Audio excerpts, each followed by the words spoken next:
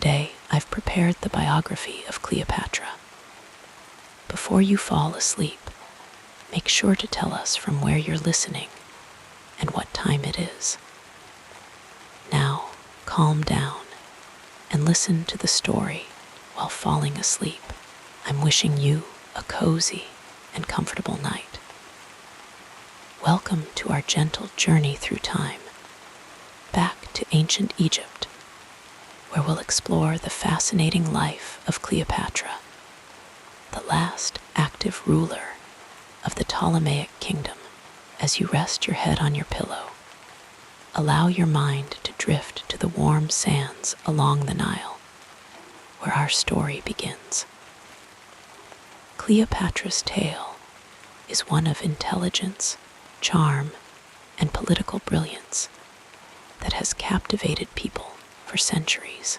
Let your breathing slow as we travel back over 2,000 years to meet this remarkable queen.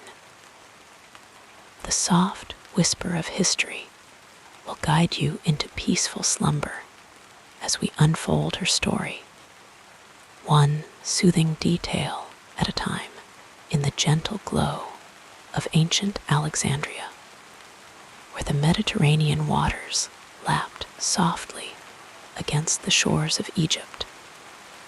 A young princess named Cleopatra entered the world.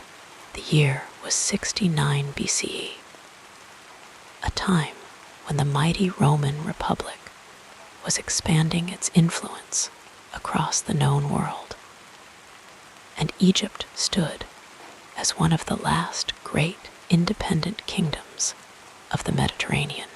Born into the royal Ptolemaic dynasty, Cleopatra VII Philopator arrived in a palace of marble and gold, where servants whispered and incense perfumed the air with sweet, calming aromas. The Ptolemaic dynasty had ruled Egypt for nearly 3 centuries by the time of Cleopatra's birth. They were not Egyptian by blood, but rather Macedonian Greeks, descendants of Ptolemy I Soter, a trusted general of Alexander the Great. After Alexander's death, Ptolemy had claimed Egypt as his domain, establishing a line of Greek-speaking pharaohs who adopted Egyptian customs while maintaining their Hellenic heritage. This blending of cultures created a unique atmosphere in which young Cleopatra would grow and learn. Imagine, if you will, the peaceful courtyards of the royal palace in Alexandria, where fountains trickled and exotic birds sang softly in gilded cages. Here, the child Cleopatra would have played beneath the shade of fig trees and date palms, her small feet padding across cool marble floors. Her father, Ptolemy Xii Auletes, whose name meant the flute player, ruled Egypt during troubled times. Though he loved music and revelry, his reign was marked by financial difficulties and political instability. The family life of the young princess was complex and often changed with the shifting political winds. Cleopatra had 2 older sisters, Cleopatra VI and Berenice IV, and a younger sister, Arsinoe IV. She also had 2 younger brothers, both named Ptolemy. This naming practice was common in royal families of the time, where traditions and dynastic connections were emphasized through the repetition of ancestral names. The children shared the palace with their father and likely various half-siblings from royal concubines, though historical records remain somewhat unclear about the exact composition of the household. unlike many royal children who were kept distant from their parents and raised primarily by servants. There are indications that Cleopatra maintained a closer relationship with her father as the night sky spread its starry blanket over Alexandria. One might imagine the young princess sitting beside Ptolemy XII, listening to his stories or watching as he played the flute. The gentle melodies drifting through the palace corridors like a soothing lullaby. The education of a Ptolemaic princess was far more comprehensive than what most women of the ancient world received. In the quiet hours of the morning, when the first light of dawn painted the eastern sky with soft pinks and golds, Cleopatra would begin her studies. Tutors from the great library of Alexandria, that magnificent center of learning, where hundreds of thousands of scrolls contained the wisdom of the ages, would arrive at the palace to instruct the royal children. Cleopatra proved to be an exceptional student, her mind as sharp as it was curious. Languages came naturally to her, and historical accounts suggest she was fluent in at least 9 tongues, including Greek, Egyptian, Ethiopian, Troglodyte, Hebrew, Arabic, Syrian, Median, and Parthian. This linguistic talent was unusual even among the educated elite of her time. Most of her Ptolemaic ancestors had never bothered to learn Egyptian, the language of the people they ruled, preferring to use interpreters instead. But Cleopatra understood that language was a bridge to the hearts of her subjects, a gentle way to connect with those whose loyalty she would one day need.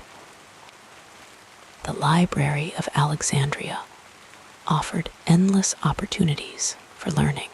Picture the young princess walking slowly through its hushed halls, her fingers trailing along the wooden scroll cases as she selected texts on history, philosophy, mathematics, astronomy, and medicine.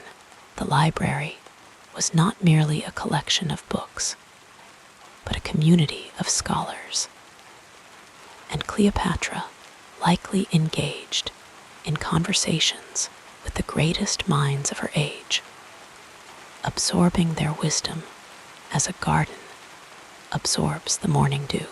In those formative years, Cleopatra would have also received instruction in music, dance, and the arts of conversation and rhetoric. These were considered essential skills for a royal woman who would one day need to navigate the complex social and political waters of the Mediterranean world. She learned to play the harp, its strings vibrating with sweet harmonies that could soothe troubled thoughts and bring peaceful dreams to those who listened. The religious education of the princess was equally thorough. The Ptolemies had embraced Egyptian religious traditions while maintaining their Greek practices, creating a unique blend of spiritual beliefs. Cleopatra would have participated in ceremonies honoring the Greek gods of her ancestors, but she also developed a special connection to the Egyptian goddess Isis, with whom she would later closely identify. In temple sanctuaries lit by oil lamps that cast soft, flickering shadows on painted walls, the young princess would have witnessed rituals thousands of years old. Their rhythmic chants and fragrant offerings, creating an atmosphere of timeless tranquility. When Cleopatra was about 10 years old, her peaceful childhood was disrupted by political turmoil. Her father, facing opposition from powerful Romans and his own subjects, was forced to flee Egypt in 58 BCE. Imagine the confusion and fear that must have filled the young princess's heart as she watched her father depart. Perhaps not understanding the full complexity of the situation, but sensing the gravity of the moment. During Ptolemy Xii's absence, Cleopatra's older sister Berenice IV seized power, ruling Egypt for 3 years. This period of uncertainty would have been a formative experience for Cleopatra, teaching her valuable lessons about the precarious nature of royal power and the importance of building alliances. From the sheltered gardens of the palace, she would have observed the machinations of courtiers and the shifting loyalties of those who had once professed devotion to her father. These observations, absorbed in the quiet watchfulness of childhood, would later inform her own approach to politics and diplomacy. In 55 BCE, with the assistance of Roman General Aulus Gabinius, Ptolemy Xii returned to Egypt and reclaimed his throne. Berenice, who had opposed his return, was executed.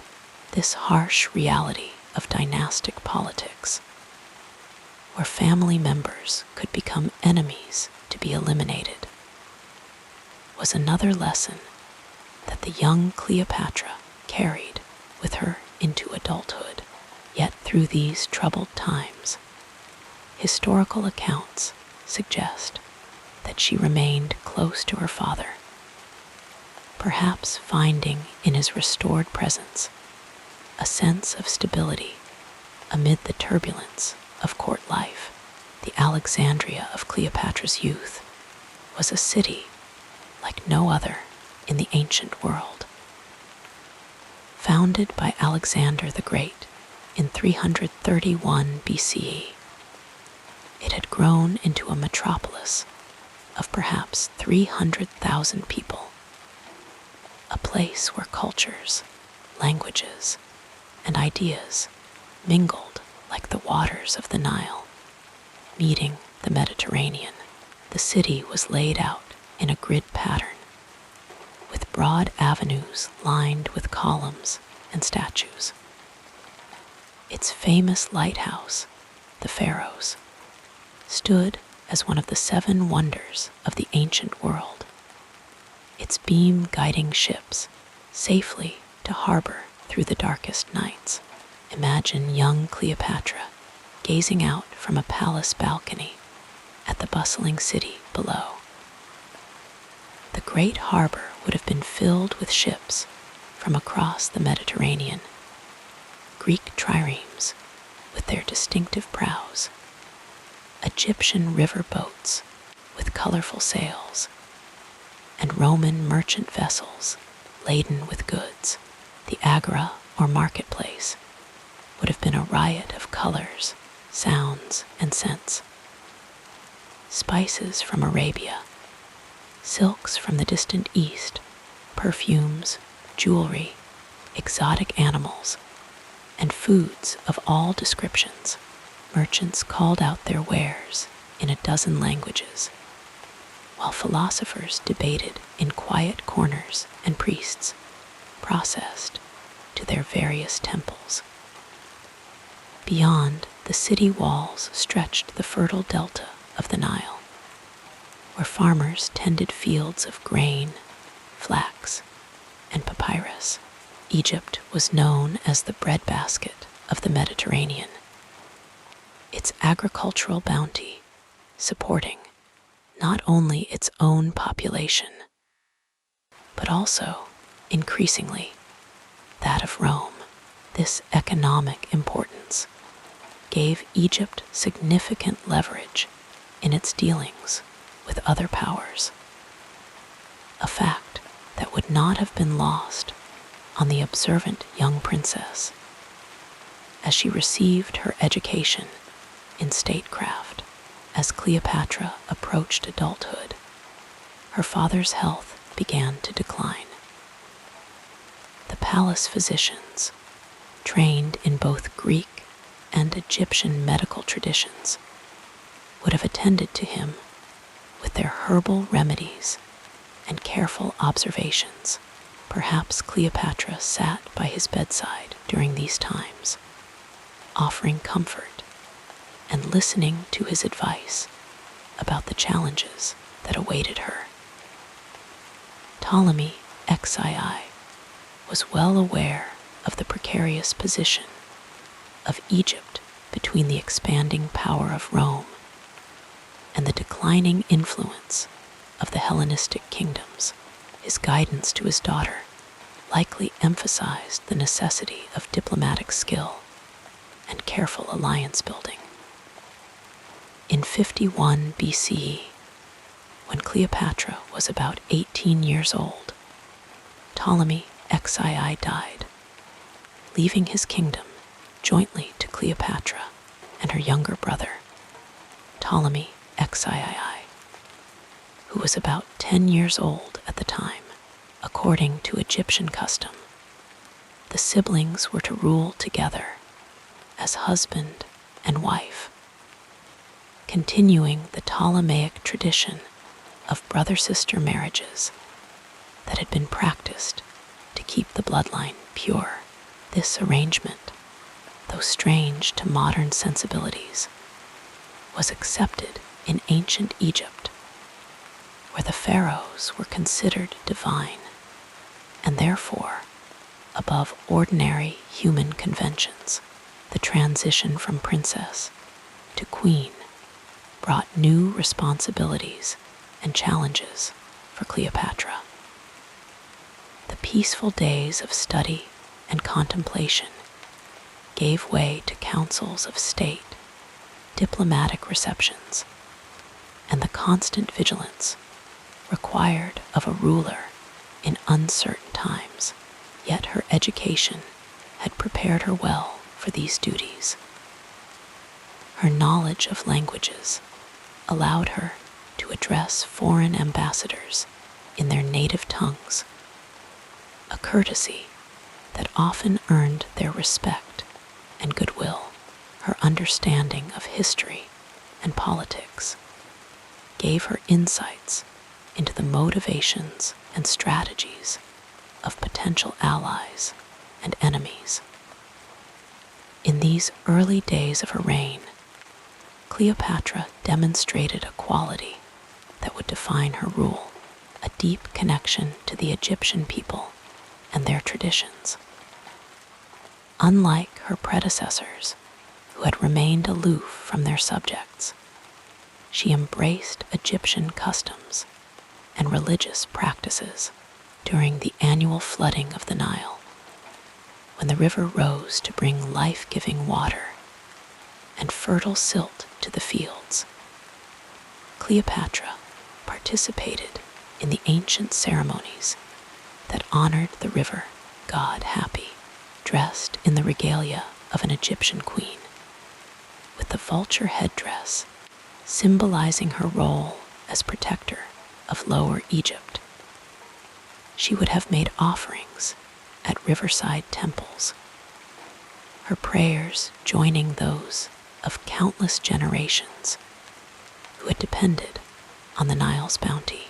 This connection to Egyptian tradition was not merely political calculation, but seemed to reflect a genuine appreciation for the culture she had studied since childhood. In the temple of Dendera, her image was carved in the traditional Egyptian style, showing her making offerings to the gods. Yet, she was also depicted in the Greek manner in other contexts, demonstrating her ability to move between cultural worlds with grace and authenticity. The early years of Cleopatra's reign coincided with a period of environmental challenges. The Nile floods were lower than usual for several consecutive years, leading to reduced harvests and economic hardship.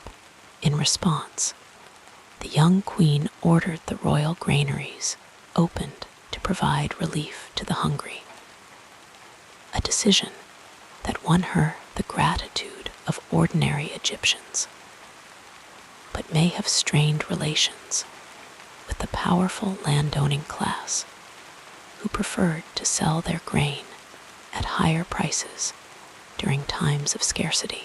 As night falls gently on our journey through time, we can imagine Cleopatra in a quiet moment of reflection, perhaps standing on a palace terrace under a canopy of stars, the same constellations that guided ancient Egyptian farmers in their planting and harvesting, looked down upon the young queen as she contemplated her position and the future of her kingdom. Behind her lay a childhood of privilege and learning, years spent absorbing the wisdom of the past and observing the complex dance of power. Before her stretched a path of uncertainty, filled with both promise and peril. The gentle Mediterranean breeze carried the scents of the city, incense from the temples, salt from the sea, spices from the markets. As Cleopatra considered the lessons of her early life from her father, she had learned the importance of Roman support and the dangers of internal opposition. From her sister Berenice's fate, she understood the harsh realities of dynastic politics.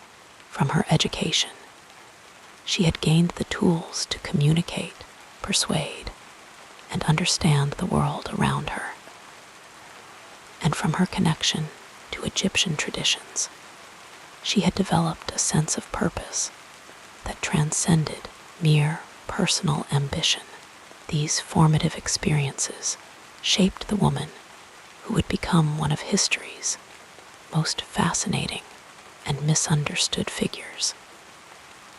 As we drift toward sleep, carried on the currents of ancient history, we leave the young Cleopatra at the threshold of her remarkable life, a life that would intertwine with the greatest powers and personalities of her age, and leave an indelible mark on the story of human civilization. Let us drift further into the story as we explore the next part of this fascinating journey.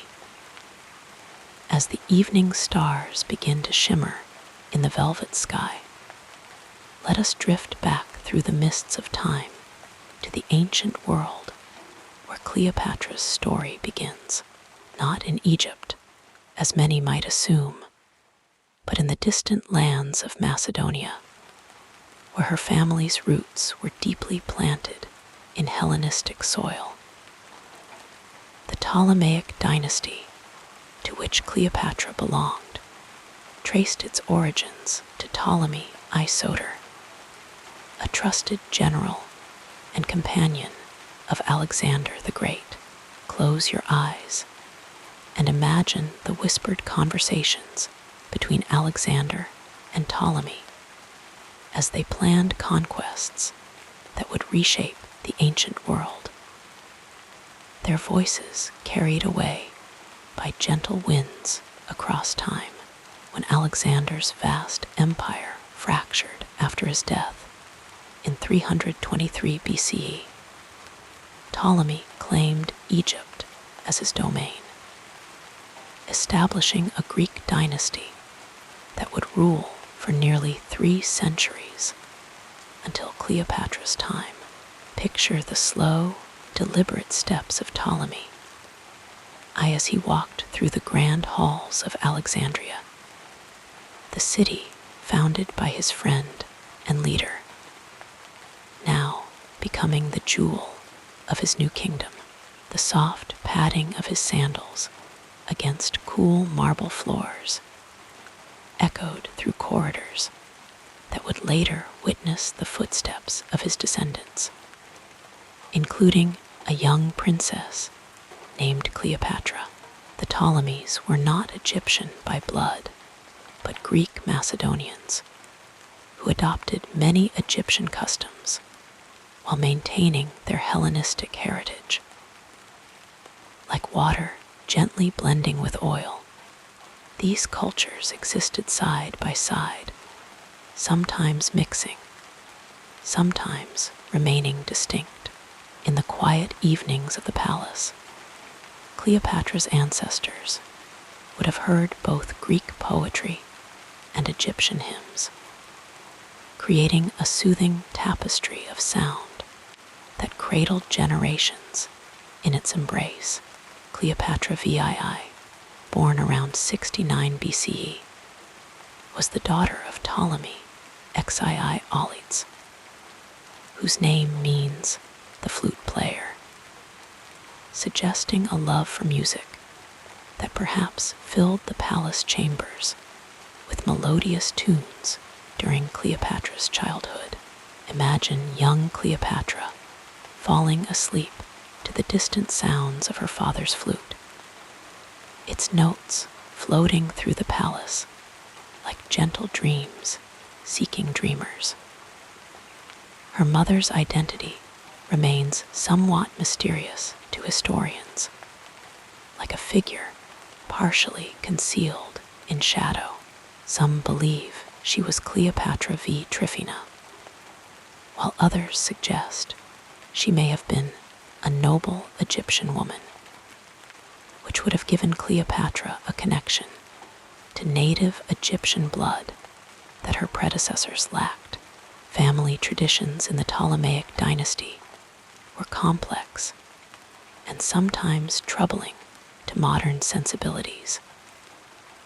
Brother-sister marriages were common among the ruling family, a practice adopted from ancient Egyptian royal customs, where divine pharaohs married their sisters to keep the bloodline pure, like precious metals that should not be mixed with lesser elements. This tradition resulted in a family tree that curled back upon itself like a sleepy cat, with branches intertwining in patterns that created both strength and fragility. In the soft glow of oil lamps, Cleopatra would have learned the stories of her ancestors, of Ptolemy II and his sister wife Arsinoe II, who were worshipped as the sibling gods, of Cleopatra I, who came from Syria and brought new alliances, of queens who ruled in their own right, and others who wielded power behind thrones. These tales would have drifted through her consciousness like boats on the gentle current of the Nile, shaping her understanding of what it meant to be a Ptolemy, to be a queen, to be a woman of power in a world dominated by men. Education was highly valued in Ptolemaic culture, and Alexandria housed the greatest library of the ancient world, a repository of knowledge where scrolls containing the wisdom of countless civilizations rested in peaceful rows, waiting for curious minds to unroll them. Young Cleopatra would have had access to tutors of the highest caliber, learning not just Greek, the language of her ancestors, but also Egyptian, the language of the land she would rule. Historical accounts suggest she knew at least 9 languages, her mind absorbing words and sounds like desert sand absorbs the evening dew. Imagine the young princess sitting in a garden courtyard, the morning light filtering through palm fronds to create dappled patterns on the scrolls before her. Her tutor's voice rises and falls in gentle cadence as he recites Homer's verses, and Cleopatra's lips move silently, committing the ancient words to memory. Later, an Egyptian priest teaches her the sacred hieroglyphs, his weathered hands guiding hers as she practices the intricate symbols that connected her kingdom to its ancient past. The scratch of reed pen against papyrus provides a soothing rhythm to her studies, like the measured breathing of a sleeping child.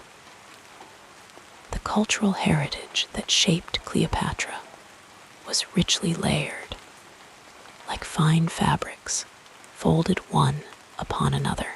From her Greek ancestors, she inherited a love of philosophy, art, and political strategy. The works of Aristotle and Plato would have been available to her, their thoughts on governance and ethics seeping into her developing worldview like rain into fertile soil. From Egyptian culture, she absorbed religious traditions thousands of years old, with their emphasis on cosmic harmony, divine kingship, and the sacred connection between ruler and land. Religious observances would have punctuated the rhythm of palace life, marking the seasons and transitions like gentle chimes in the passage of time. During Egyptian festivals, Cleopatra would have witnessed or participated in ceremonies honoring Isis, the goddess with whom she would later identify herself. Picture the processions moving through torchlit temples, the air heavy with incense, chants rising and falling like waves on a calm sea. In Greek traditions, offerings to Zeus, Apollo, and Dionysus would have been made, connecting the royal family to their Macedonian roots across the Mediterranean waters. Family dynamics in the Ptolemaic house were often fraught with tension and danger, like still waters that conceal treacherous currents. Cleopatra's father, Ptolemy Xii, faced numerous challenges to his rule, including being forced into exile when Cleopatra was just a child. Imagine the young princess watching from a window as her father departed, not knowing if he would return, the uncertainty wrapping around her like a cool evening mist. Her older sister, Berenice, IV seized power in their father's absence, but was executed upon his return with Roman support. A stark lesson in the consequences of political miscalculation.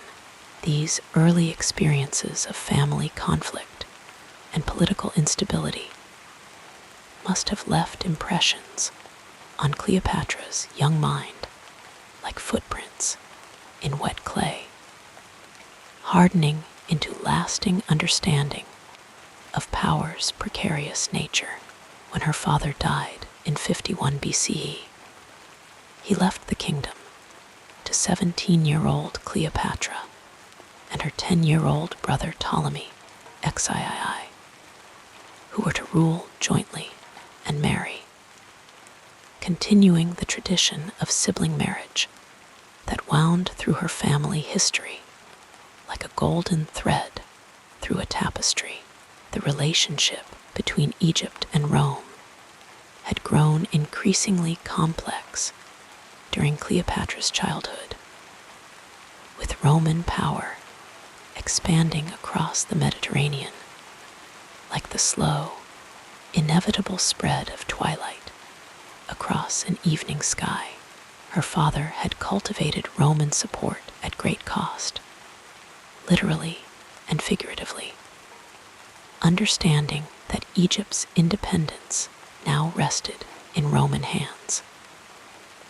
Young Cleopatra would have observed the Roman officials who visited the palace, noting their manners, their expectations, the way they carried themselves with the confidence of those who represented the world's greatest power in the quiet hours of night. Perhaps Cleopatra reflected on the stories of her ancestor, Cleopatra Thea, who married into the Seleucid dynasty and influenced Syrian politics, or of Cleopatra III, who effectively ruled Egypt while her sons held the title of king.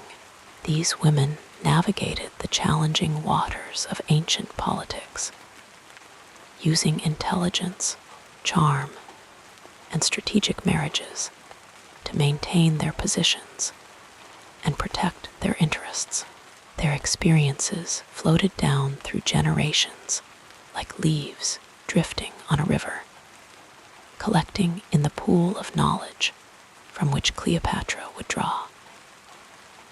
Alexandria itself shaped Cleopatra's worldview, its cosmopolitan atmosphere enriching her understanding like diverse ingredients, enhancing a slowly simmering stew. The city was home to Greeks, Egyptians, Jews, and visitors from across the known world, its harbors welcoming ships laden with goods and ideas from distant shores.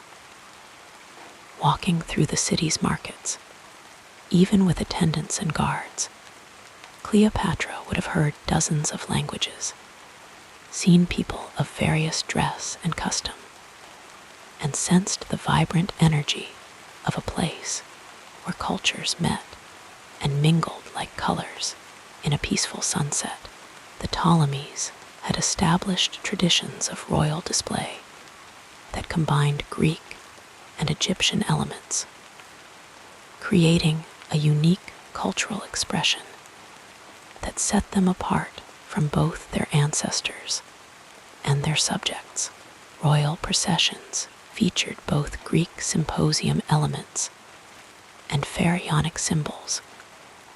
Religious ceremonies honored both pantheons, and court life incorporated practices from both traditions. Imagine the royal banquets where Greek wines were poured from Egyptian vessels, where music combined Mediterranean and Nile Valley influences, where conversations flowed in multiple languages beneath ceilings painted with stars, arranged according to Egyptian astronomical knowledge. The women of the Ptolemaic dynasty had traditionally held significant power, unlike in many Greek states where women's roles were more restricted. Queens were often depicted on coins alongside their husbands, held religious offices, and sometimes ruled in their own right. This family tradition of female agency would have been passed to Cleopatra through both formal education and informal observation, like a precious heirloom handed from one generation to the next with reverent hands. As we continue our gentle journey through Cleopatra's heritage, we might imagine her visiting the tomb of Alexander the Great, which was located in Alexandria, standing before the crystal sarcophagus in the hushed atmosphere of the mausoleum. The young princess would have contemplated the man whose conquests had led to her family's rule in Egypt, whose vision had created the city she called home, whose legacy still shaped the politics of her world 3 centuries after his death. The connection between past and present would have been palpable in that quiet space, like the barely perceptible current of air that sometimes moves through a still room. The Ptolemies maintained their Greek identity even as they adopted Egyptian royal traditions, creating a cultural duality that Cleopatra navigated with remarkable skill.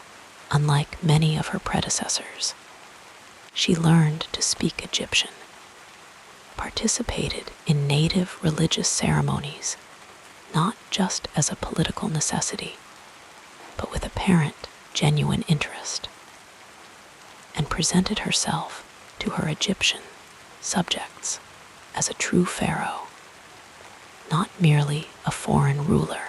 This cultural fluidity became one of her greatest strengths, allowing her to be Greek to the Greeks, Egyptian to the Egyptians, a chameleon-like ability that reflected the complex heritage from which she came. As night deepens and sleep draws nearer, we can picture Cleopatra in those formative years, absorbing the lessons of her complicated family history, learning from both the successes and failures of her ancestors, developing the skills that would later astonish Julius Caesar and Mark Antony. The influences that shaped her were as numerous as stars in the night sky. Greek philosophy and Egyptian religion, Alexandrian cosmopolitanism and Ptolemaic tradition, personal losses and political necessities, all blending together to create a woman of remarkable capability and vision. And so we leave our young queen on the threshold of her remarkable life, carrying within her the accumulated wisdom and contradictions of her heritage, prepared by both nature and nurture for the challenges that awaited her. The same stars that watched over her ancestors now shine down upon her. And as our consciousness begins to drift toward sleep, we might imagine those stars continuing their patient vigil, witnessing the unfolding of a life that would fascinate humanity for thousands of years to come. A gentle reminder of how our own lives connect to the vast tapestry of human history, threads in an ancient and ongoing story. As we slowly, peacefully drift into dreams, the peaceful narrative of this life continues as we turn our attention to what happened next. In the soft glow of Alexandria's Mediterranean light, young Cleopatra's world unfurled like a delicate papyrus scroll, rich with textures and sensations that would shape her remarkable destiny. The royal palace, where she spent her childhood days, stood as a magnificent structure of white limestone and marble, its columns reaching toward the azure sky, creating long, cool shadows across sunlit courtyards where fountains played their gentle, lulling melodies. Water was everywhere in Alexandria. The great harbor, with its legendary Pharos lighthouse, casting its guiding beam across the darkened sea. The canals that brought the life-giving waters of the Nile, and the countless fountains and pools that cooled the royal residence during the warm Egyptian afternoons. The palace gardens surrounded Cleopatra with nature's bounty, date palms swaying in the gentle coastal breeze, their fronds rustling with a soothing whisper that might have lulled the young princess to sleep on languid afternoons. Flowering jasmine and lotus released their sweet perfume into the evening air, mingling with the salt of the nearby sea. Fig trees offered their sweet fruits, while carefully tended roses, imported from across the known world, added splashes of color to the verdant landscape.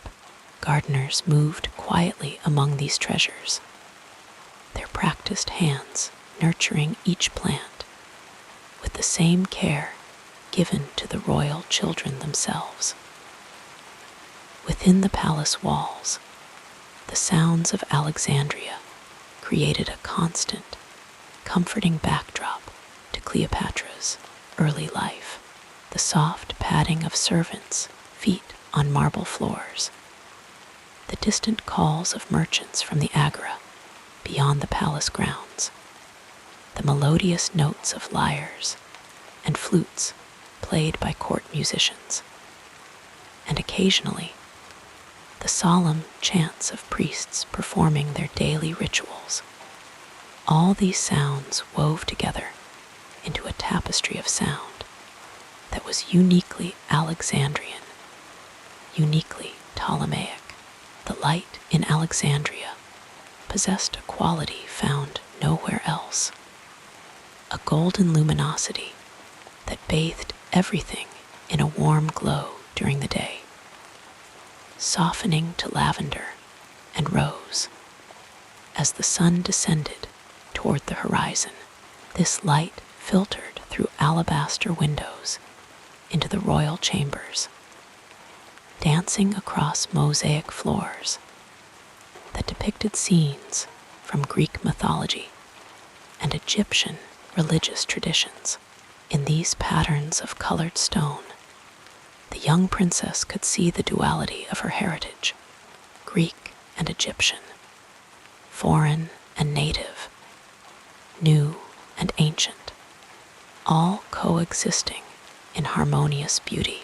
The royal quarters where Cleopatra slept were lined with the finest linens from Egypt's renowned textile workshops, dyed in soft blues and purples, colors reserved for royalty.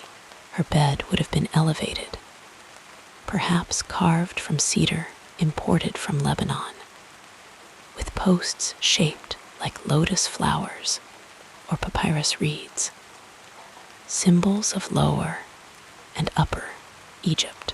The gentle weight of linen sheets, the subtle scent of cedar and myrrh used to perfume the royal chambers, the distant sound of waves against Alexandria's harbor walls. These sensations cradled the young princess in comfort as she dreamed beneath ceilings painted with stars to mirror the night sky. In the mornings, Cleopatra would awaken to the soft glow of dawn light and the distant calls of birds greeting the new day. Palace life began early, with servants moving quietly to prepare for the day's activities. The scent of freshly baked bread would waft through the corridors, accompanied by the aroma of figs, dates, and honey, the traditional breakfast foods of the Ptolemaic court. Perhaps she would hear the soft voices of her sisters, or the more commanding tones of tutors preparing for the day's lessons. Education formed a central part of Cleopatra's childhood environment. The Ptolemies prided themselves on their Greek heritage and their patronage of learning. Alexandria housed the greatest library in the ancient world, a vast repository of scrolls containing the wisdom of countless civilizations.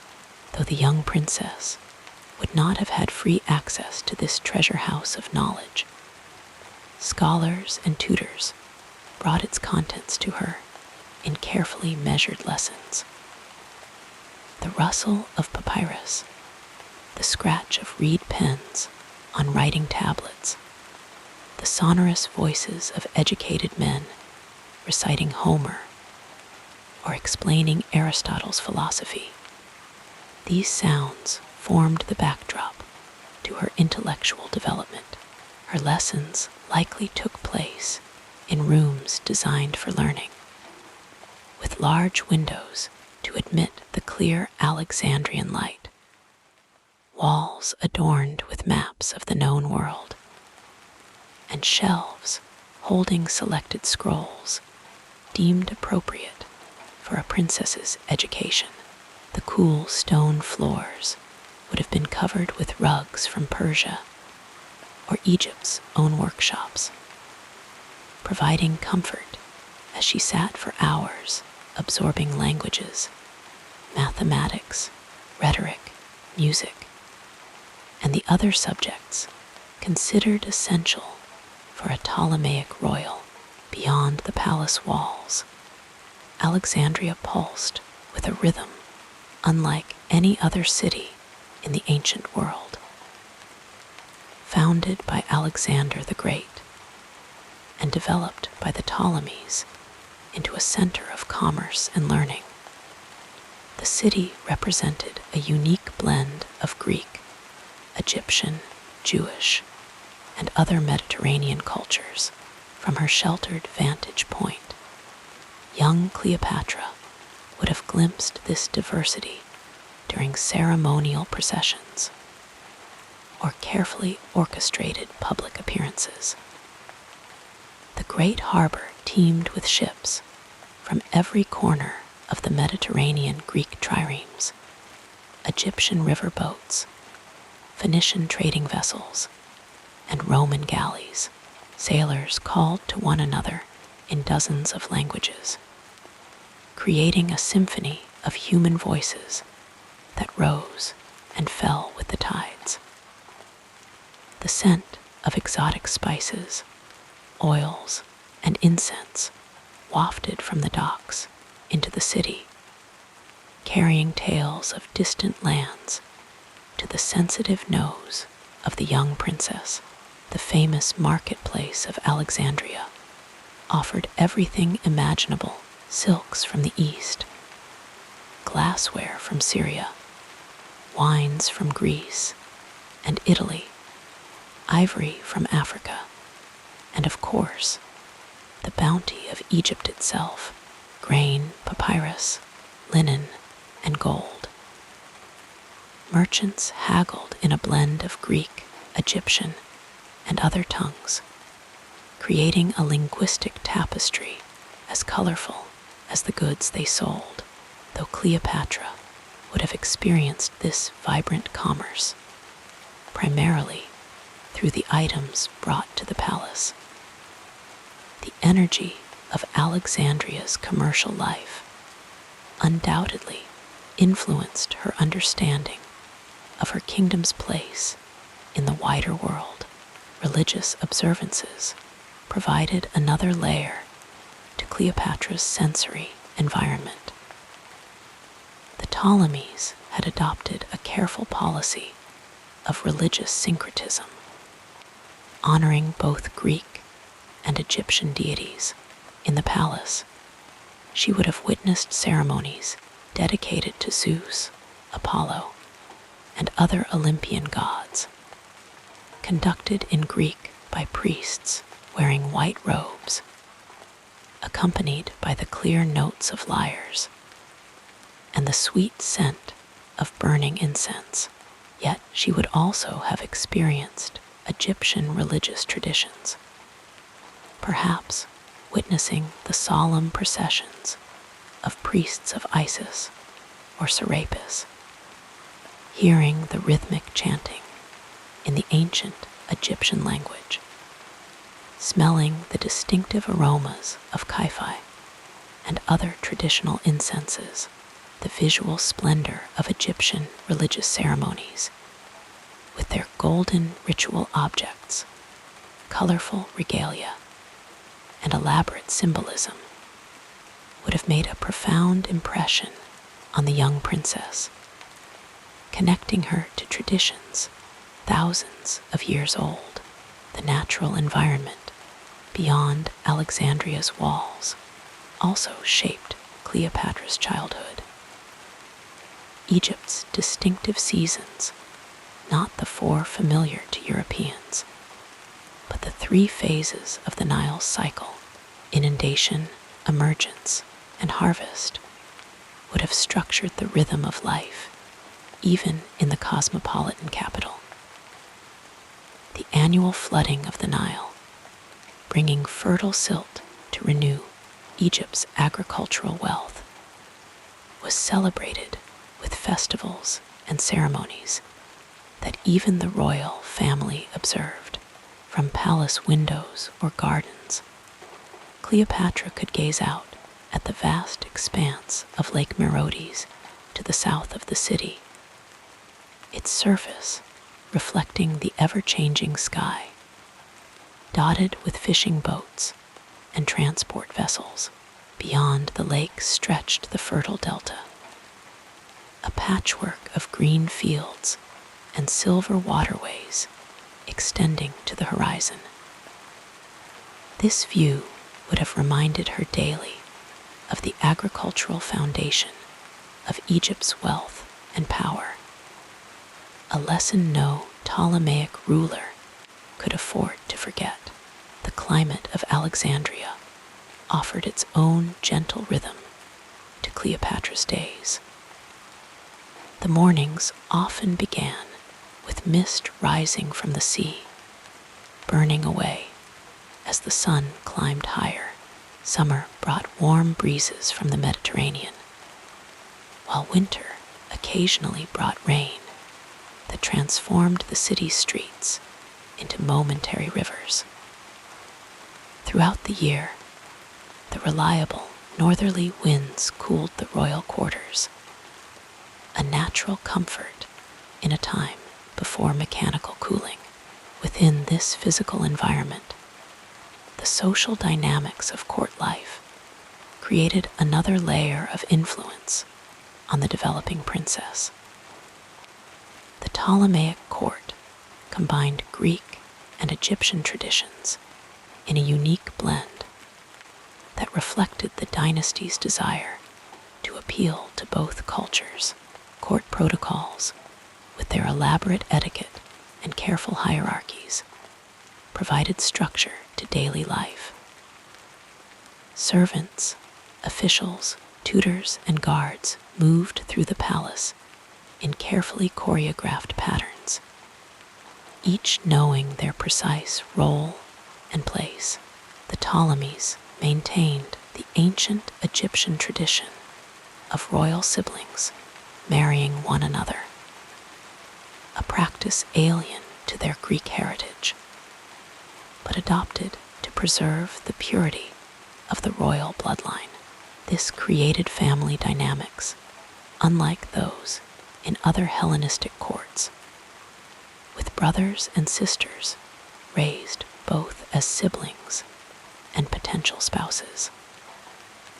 For young Cleopatra, this would have added another layer of complexity to her relationships with her brothers and sisters, shaping her understanding of family bonds and dynastic obligations. Political intrigue was as much a part of palace life as the marble columns and gilded furnishings.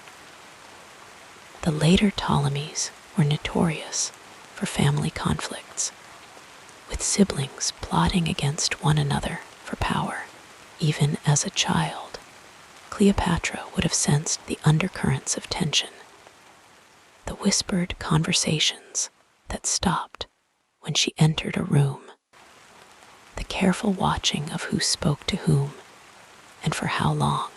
This atmosphere of subtle danger and constant vigilance likely contributed to her famous political acumen and psychological insight.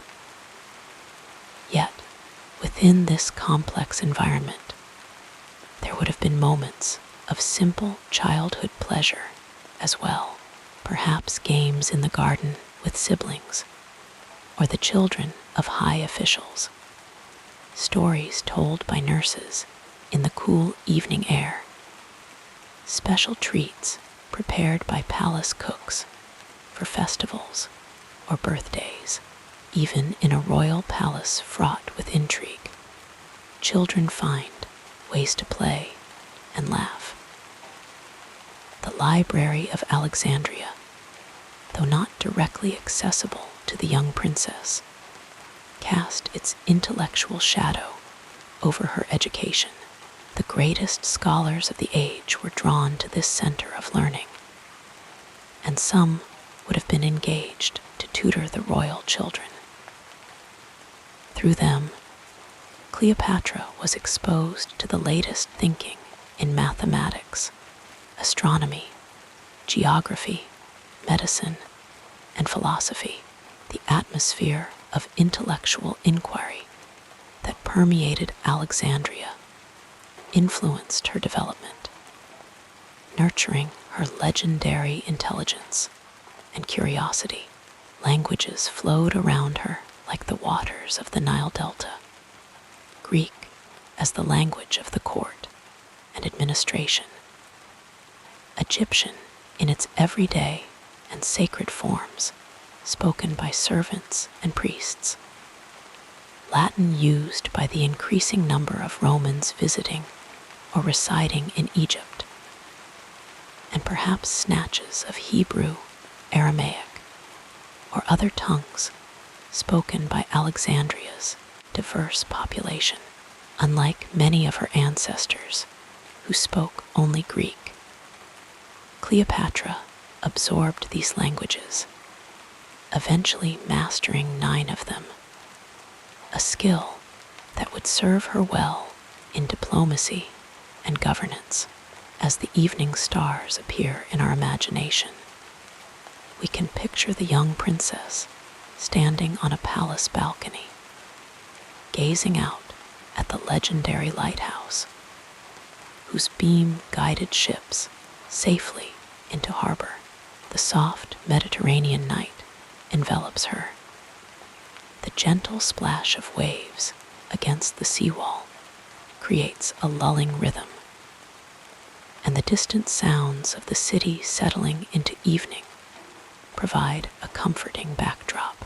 The same moon that illuminates her thoughtful face has watched over Egypt for countless generations, witnessing the rise and fall of dynasties, the building of temples and tombs, the eternal cycle of the life-giving Nile. As you relax deeper, let us now softly explore the next chapter of this soothing biography. In the soft glow of oil lamps, the young Cleopatra's education continued day after day, season after season, in the manner befitting a Ptolemaic princess.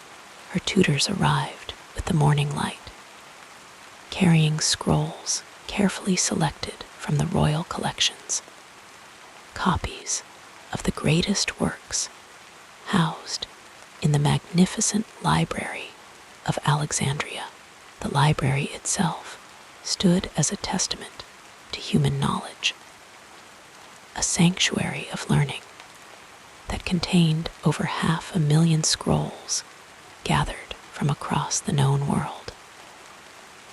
Though she could not freely wander its hallowed halls as a child, the essence of its wisdom flowed to her through her carefully chosen instructors. Didymus Chalcentaurus, a renowned grammarian who had written thousands of books on literature and language, may have guided her studies in Greek literature. His gentle voice would have brought to life the verses of Homer's Iliad and Odyssey, the foundational texts of Greek education. Imagine the princess reclining on cushioned couches in a sun-dappled courtyard, her eyes half closed, as she absorbed the rhythmic cadence of epic poetry, the adventures of Odysseus, and the tragedy of Troy becoming as familiar to her as the stories of her own ancestors. Mathematics came to her through the tradition of Euclid, whose elements had been composed in Alexandria itself nearly 3 centuries earlier. Her tutors would patiently demonstrate geometric principles, drawing figures in the fine sand of a wooden tray, the elegant proofs unfolded like gentle dreams, each step following inevitably from the last, creating patterns of perfect logic that satisfied her inquiring mind.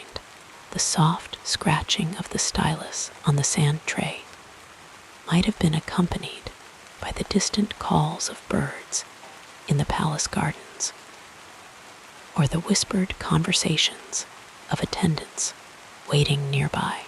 Astronomy lessons often took place in the evening, when the clear Egyptian sky revealed its celestial tapestry. Her tutor would point out the constellations, explaining their movements using the models developed by Eratosthenes and Aristarchus. The cool night air carried the scent of night-blooming jasmine, as Cleopatra learned how the stars guided sailors across the Mediterranean, how the position of celestial bodies marked the seasons for farmers along the Nile, and how eclipses could be predicted through careful observation and calculation. The same stars that watched over her would one day watch over her reign, unchanging witnesses to the brief dramas of human lives. The philosophical traditions of Athens found their way to her through the works of Plato and Aristotle. She contemplated questions of justice, truth, and the nature of reality, guided by tutors who had studied in the philosophical schools of Athens and Rhodes. These abstract ideas floated through her developing mind like clouds across the Egyptian sky, sometimes clear and distinct, sometimes merging and transforming as she considered them from different perspectives. The patient explanations of her teachers, the gentle questioning that led her to discover insights for herself, all contributed to developing her remarkable intellect. Medicine was a particular strength of Alexandrian learning, building on Egyptian traditions thousands of years old, and enhanced by Greek analytical approaches. Cleopatra learned the properties of herbs and minerals, the preparation of remedies, and the diagnosis of common ailments. She would have visited the palace gardens with physicians who pointed out healing plants, allowing her to touch their leaves, smell their distinctive aromas, and sometimes taste their bitter or sweet essences. This knowledge would later lead her to write her own treatise on medicines, cosmetics, and preserving health, a work consulted by physicians for centuries afterward. The history of her own dynasty was taught with particular care, emphasizing the accomplishments of her ancestors, beginning with Ptolemy I, companion to Alexander the Great. She learned how they had established themselves as pharaohs while maintaining their Greek identity, building the lighthouse and library, patronizing scholars and artists, and expanding trade throughout the Mediterranean. The complicated marriages, alliances, and occasionally violent successions within her family were presented as lessons in statecraft rather than scandal. The rise of Roman power and its growing influence over Egyptian affairs would have been explained with diplomatic caution, preparing her for the complex political landscape she would one day navigate. Religious education encompassed both Greek and Egyptian traditions. Priests of the ancient Egyptian cults instructed her in the rituals, myths, and sacred texts that had sustained Egyptian civilization for millennia. She learned of Isis and Osiris, of Ra's daily journey across the sky, of Thoth's wisdom and Hathor's nurturing power.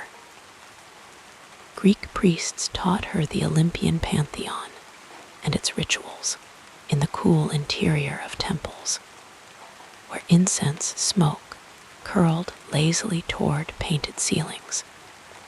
She absorbed the religious duties that would one day be hers as divine pharaoh, living embodiment of the goddess Isis on earth. Throughout her childhood education, music provided both pleasure and instruction. The seven-stringed lyre accompanied poetry recitations, its gentle notes enhancing the emotional impact of the verses. She learned to play this instrument herself, her slender fingers gradually mastering the techniques taught by musicians from Athens and Rhodes. The mathematics of musical harmony, the relationship between string length and pitch, between rhythm and emotion, all became part of her comprehensive understanding of the world. The soft melodies drifted through palace chambers like perfume, creating an atmosphere of cultured refinement. As she entered adolescence, her education expanded to include more practical aspects of governance. She observed her father, Ptolemy Xii Auletes, as he managed the complex affairs of state, received foreign ambassadors, and balanced the competing interests of the Egyptian priesthood, the Alexandrian Greek elite, and the increasingly powerful Romans.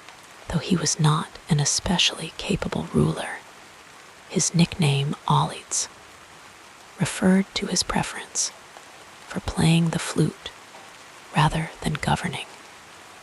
These observations provided valuable lessons in what to do and what to avoid.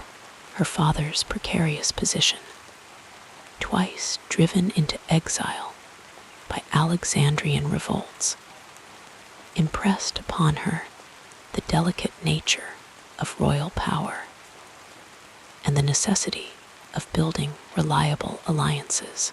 When he traveled to Rome seeking support for his restoration to the throne, Cleopatra, though still quite young, would have been aware of the political maneuvering involved and the enormous financial cost of securing Roman backing.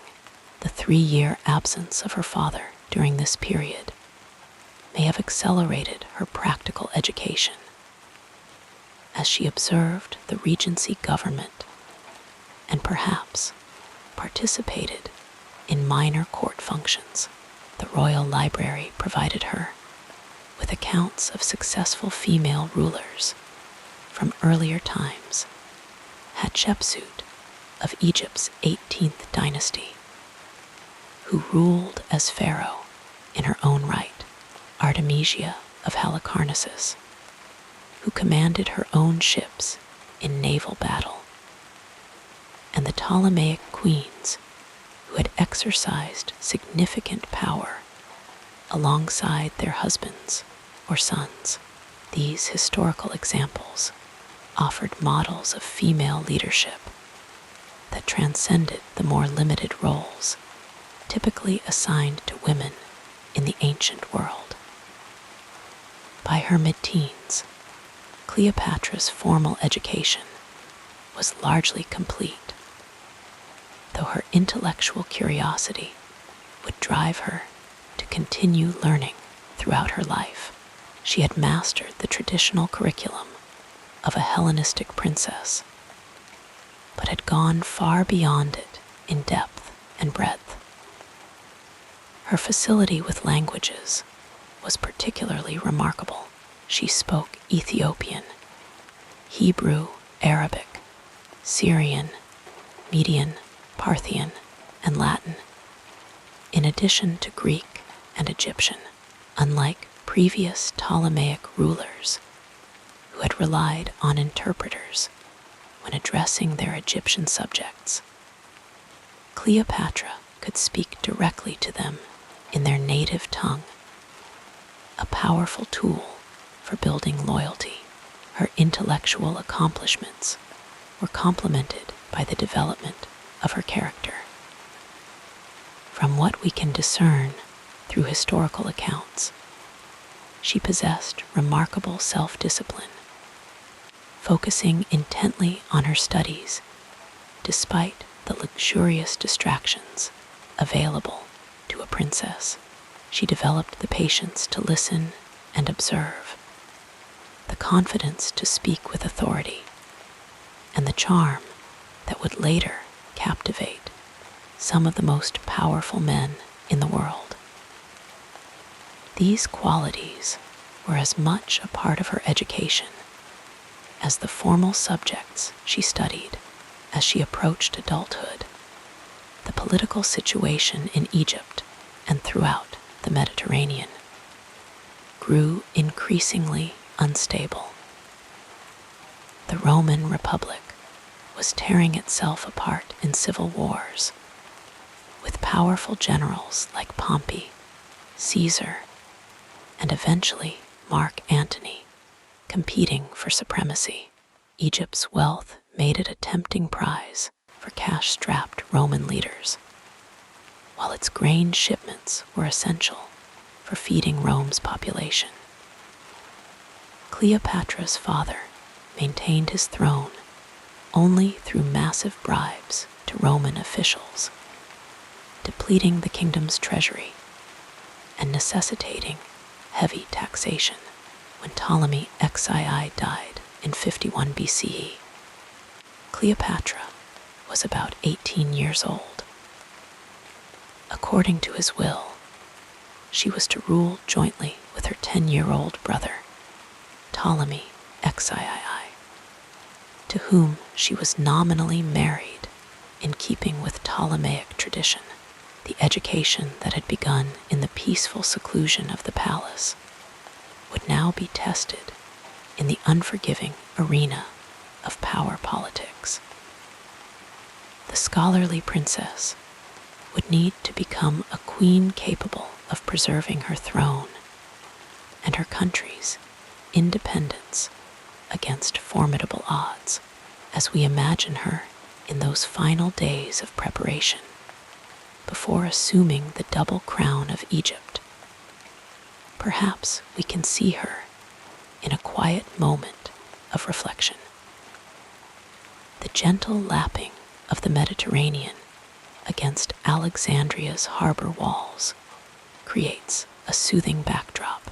She stands beside a window, a scroll of Plato or Homer partially unrolled in her hands, momentarily forgotten as she gazes toward the horizon.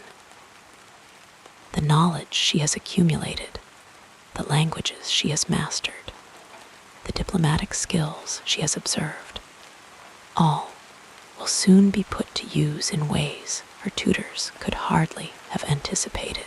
The soft evening light bathes her face, still young, but already showing the thoughtful intensity that would become legendary.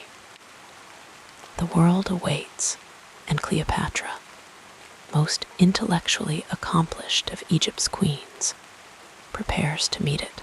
Our soothing biography continues with a look at the next important period in this incredible life. From her earliest years in the sunlit halls of Alexandria's royal palace, Cleopatra was surrounded by minds that would shape her own. The air was thick with the scent of papyrus and ink, the murmur of scholars in quiet debate, the soft rustle of scrolls being carefully unfurled. Her education was not merely a matter of royal duty, but a carefully cultivated garden of knowledge, tended by those who saw in her a rare intellect, a spark that could be nurtured into a flame. Among these mentors was Philostratos, a philosopher from the island of Rhodes, whose gentle voice would guide her through the works of Plato and Aristotle. He had a way of making even the most complex ideas feel like a quiet conversation by the sea, his words flowing as steadily as the Nile.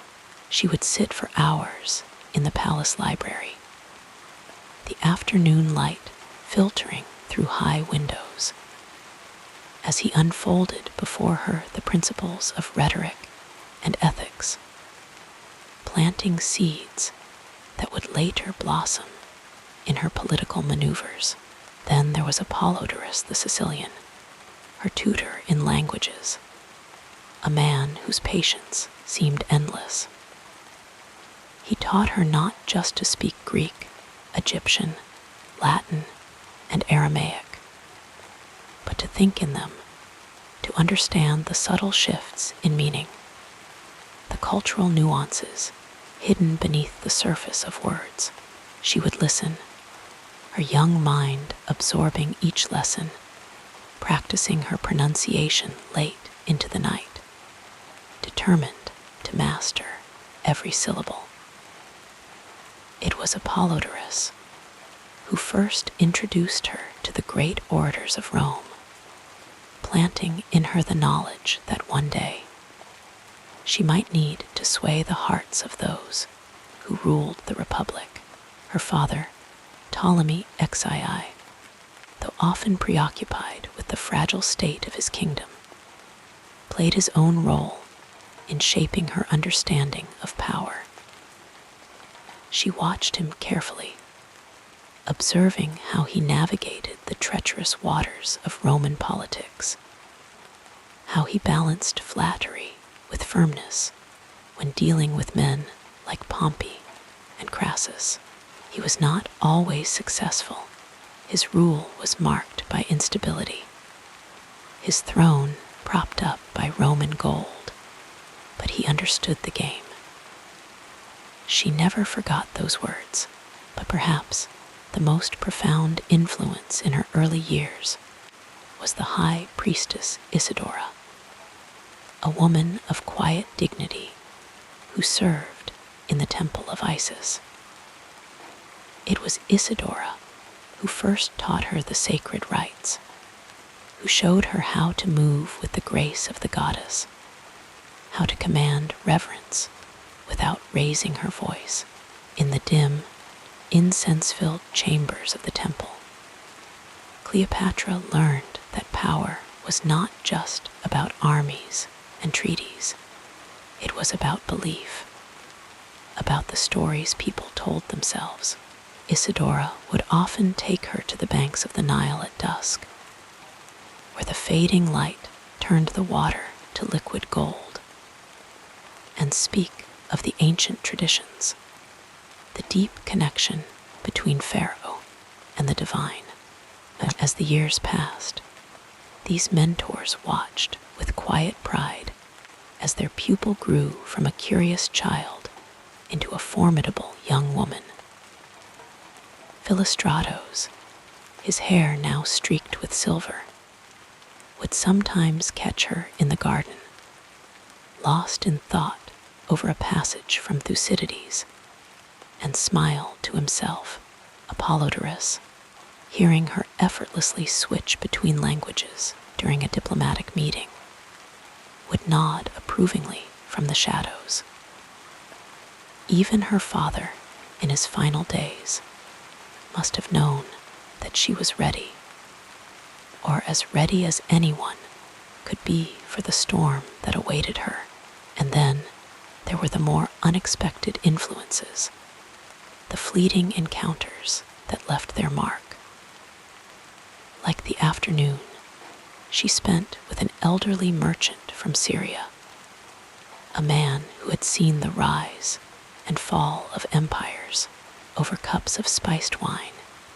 He spoke to her of trade routes and shifting alliances, of how wealth could be both a shield and a weapon. Or the night she wandered the palace corridors and overheard two Roman envoys speaking in low tones, their words sharp with ambition. She listened, hidden in the shadows, learning more in those few minutes than any formal lesson could have taught her. By the time she took the throne, these voices had become part of her own, the measured wisdom of Philostratos, the linguistic precision of Apollodorus, the political instinct of her father, the spiritual depth of Isidora. They were the currents that had shaped her, the foundations upon which she would build her reign. And as she stood on the palace balcony, the cool night air brushing against her skin, she knew that every lesson, every whispered piece of advice had brought her to this moment. The world beyond Egypt was turbulent, the Roman generals circling like wolves.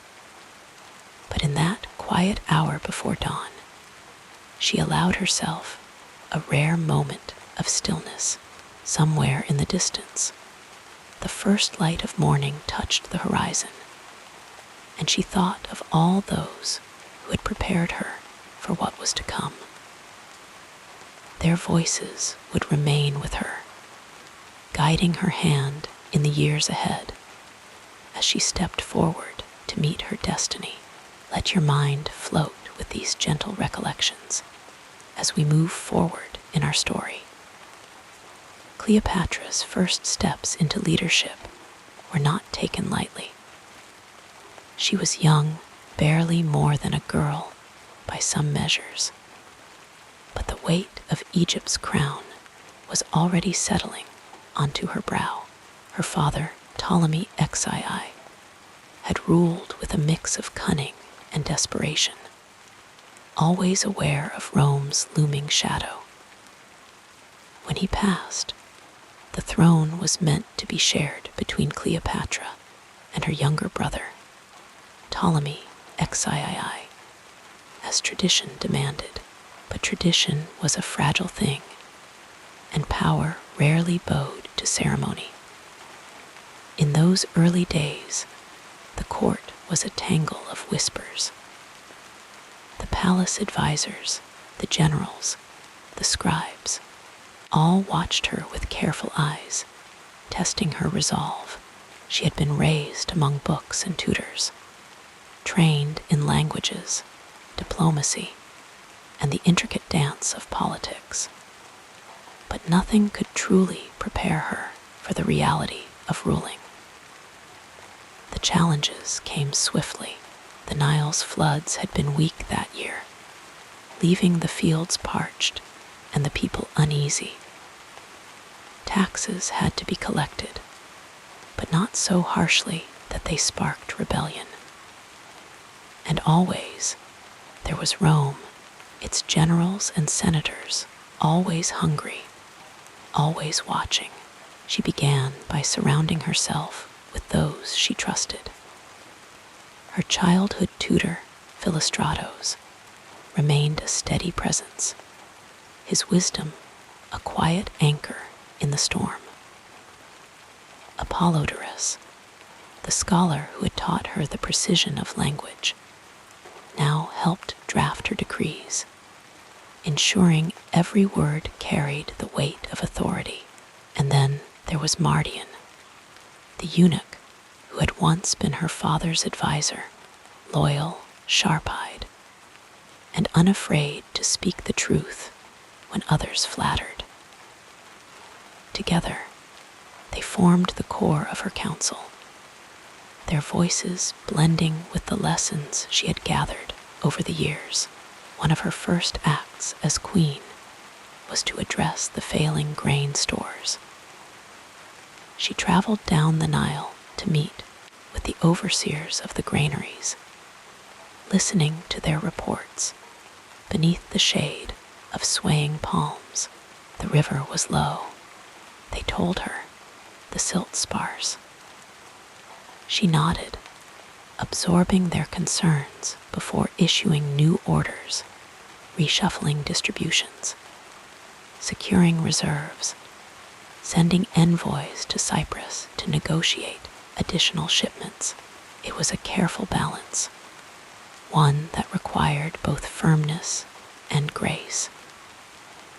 Some of the older officials bristled at taking direction from a young woman, but she met their skepticism with quiet confidence, her words measured, her gaze steady. Slowly, they began to relent. Then came the matter of Rome. The Republic was fracturing, its generals Pompey, Caesar, Crassus, locked in a struggle for dominance. Egypt had long walked a delicate line between ally and vassal, and now, with the balance of power shifting, the stakes were higher than ever. Cleopatra knew that missteps could be fatal. When Pompey's envoys arrived, seeking support, she received them with all the pageantry expected of a pharaoh. But behind closed doors, she weighed every word she had learned from those hushed palace corridors, from the merchants' tales of shifting alliances. She offered aid, but not too much, promises, but not binding ones. It was a dance, one she performed with careful precision. Not all of her early decisions were met with approval. Her brother's regents, Pothinus and Achilles, watched her every move, their loyalty fraying with each passing day. They saw her independence as a threat, her intellect as defiance. The tension simmered beneath the surface, whispers turning to plots. But Cleopatra had spent a lifetime listening, and she heard the warnings before they became actions. When the first hint of conspiracy reached her through a servant's nervous glance, a scribe's too casual remark, she did not panic. Instead, she began quietly shifting her own pieces on the board, securing alliances among the military officers, ensuring the palace guard answered to her alone. And then the crisis came. Pothinus and Ptolemy, XIII, moved against her, declaring her rule illegitimate, forcing her to flee Alexandria under cover of darkness. It was a bitter blow, but not a fatal one. She retreated to the eastern deserts, gathering loyal forces as she went. The sands stretched endlessly around her, the heat a constant weight, but she pushed forward. In those long nights beneath the stars, she must have reflected on all that had led her here, the lessons, the betrayals, the moments of quiet preparation. She had not become queen by accident, and she would not lose her throne so easily. By the time she reached Syria, her resolve had hardened. She reached out to neighboring rulers, to mercenary captains, to anyone who might lend her strength. And when the opportunity arose to seek an audience with Julius Caesar himself, she took it without hesitation. the stories of her arrival in Alexandria, rolled inside a carpet, unveiled at Caesar's feet, would later become legend. But in that moment, it was simply another calculated move in a game she had been playing since childhood. Those early years of her reign were a tapestry of triumphs and setbacks. Each thread woven with care, she learned the cost of trust, the value of patience, the necessity of boldness when the moment demanded it. And through it all, she carried the voices of those who had shaped her, the scholars, the spies, the forgotten advisors who had whispered truths when others offered flattery. They were with her still, in the quiet before dawn, as the first light crept over the horizon, and the weight of the crown settled once more onto her brow. Drifting like clouds across the evening sky, we now move to the next part of this calming life story. Cleopatra's return to power was not just a restoration of her throne. It was the beginning of an era that would shape the course of history. With Caesar's support, she reclaimed Alexandria, but her ambitions stretched far beyond the borders of Egypt. She understood that to truly secure her kingdom's future, she had to make it indispensable, not just through military might, but through wisdom, innovation, and the careful cultivation of alliances. One of her greatest achievements was her mastery of languages. Unlike many rulers who relied on interpreters, Cleopatra spoke the tongues of her subjects and allies fluently: Greek, Egyptian, Latin, and several others. This was no mere courtesy. It allowed her to converse with scholars, negotiate with ambassadors, and connect with her people in a way few monarchs ever had. When she addressed a crowd, her words carried the weight of authenticity, a soft but undeniable presence that made even the most skeptical listener pause and consider her meaning. Her court became a beacon of learning, drawing philosophers, mathematicians, and physicians from across the known world. She revived the great library of Alexandria, ensuring that the wisdom of the ages was preserved and expanded under her patronage. Scholars debated the movement of stars, the properties of herbs, the secrets of geometry, each discovery adding another layer to Egypt's reputation as a land of enlightenment. She herself often participated in these discussions, not as a distant benefactor, but as an engaged and curious mind. There was a quiet rhythm to these gatherings, the murmur of voices in the lamplight, the scratch of pens on parchment, the occasional laughter as ideas collided and merged into something new. Beyond the realm of knowledge, Cleopatra was a shrewd diplomat.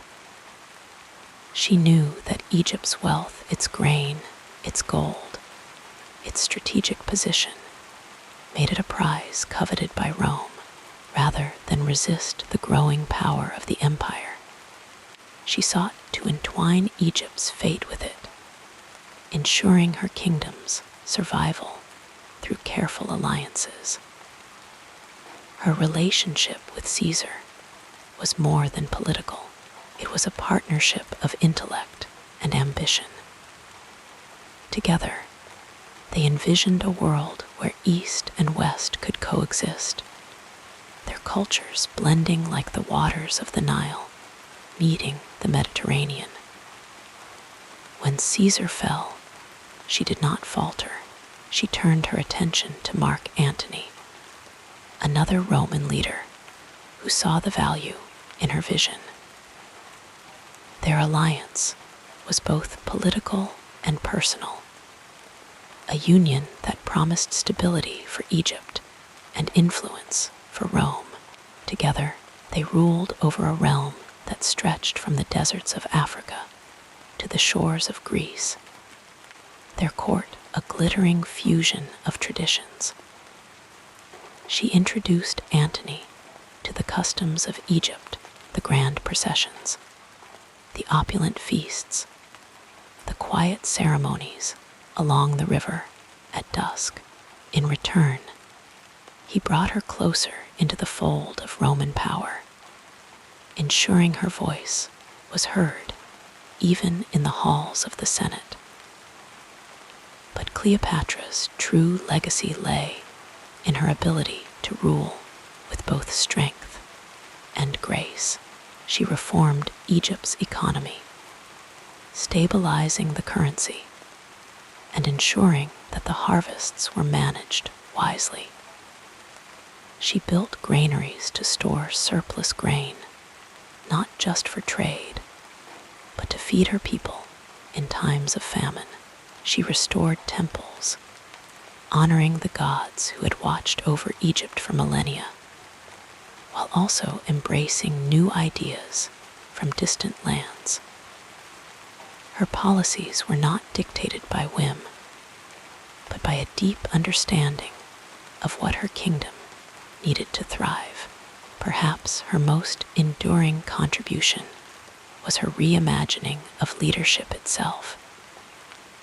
She was a queen who did not simply rule from a throne, but who walked among her people, who listened to their concerns, who celebrated their festivals and mourned their losses. She understood that power was not just about control, but about connection. In the quiet hours, she would often walk the palace gardens, her fingers brushing the leaves of imported plants, her mind turning over the latest reports from her advisors. Every decision was weighed, every possibility considered, not in haste, but with the slow, deliberate care of someone who knew the weight of history upon her shoulders.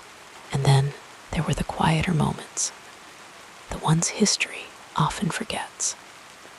The way she would pause to watch the sunset over the Nile, the way she would hum an old Egyptian lullaby to her children, the way she would sometimes sit alone in her chambers, the weight of the crown momentarily set aside. Just a woman, just a thinker, just a dreamer beneath the vast and endless sky. Her influence rippled far beyond her lifetime. The cities she built, the treaties she signed, the ideas she nurtured, they became part of the fabric of the ancient world. Even in her final days, when the tides of fortune turned against her, she remained a ruler in full command of her destiny.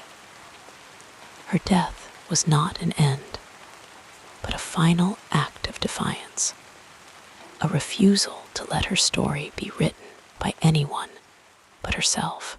And so her legacy endures, not just in the grand monuments or the history books, but in the quiet recognition that leadership, true leadership, is as much about wisdom as it is about power. In the still of the night, when the desert wind whispers through the ruins of Alexandria, it carries with it the echoes of her reign, a reign built on intellect, resilience, and an unshakable belief in the future she fought to create. As your breathing becomes more regular, let us continue with the next chapter of our biography. In the long, winding river of Cleopatra's life, there were moments when the currents shifted, when the waters grew still and deep, offering her choices that would shape the course of history. These were the turning points, some deliberate, some thrust upon her where she stood at the crossroads of destiny. The first of these moments came early, when she was just a girl of 17, ascending to the throne of Egypt alongside her younger brother, Ptolemy XIII. The weight of the crown was heavy, and the palace was thick with whispers of betrayal. But Cleopatra, even then, understood that survival meant more than mere rule. It meant outthinking her enemies. She chose to learn the languages of the world, to master diplomacy, to weave herself into the fabric of power rather than be crushed beneath it.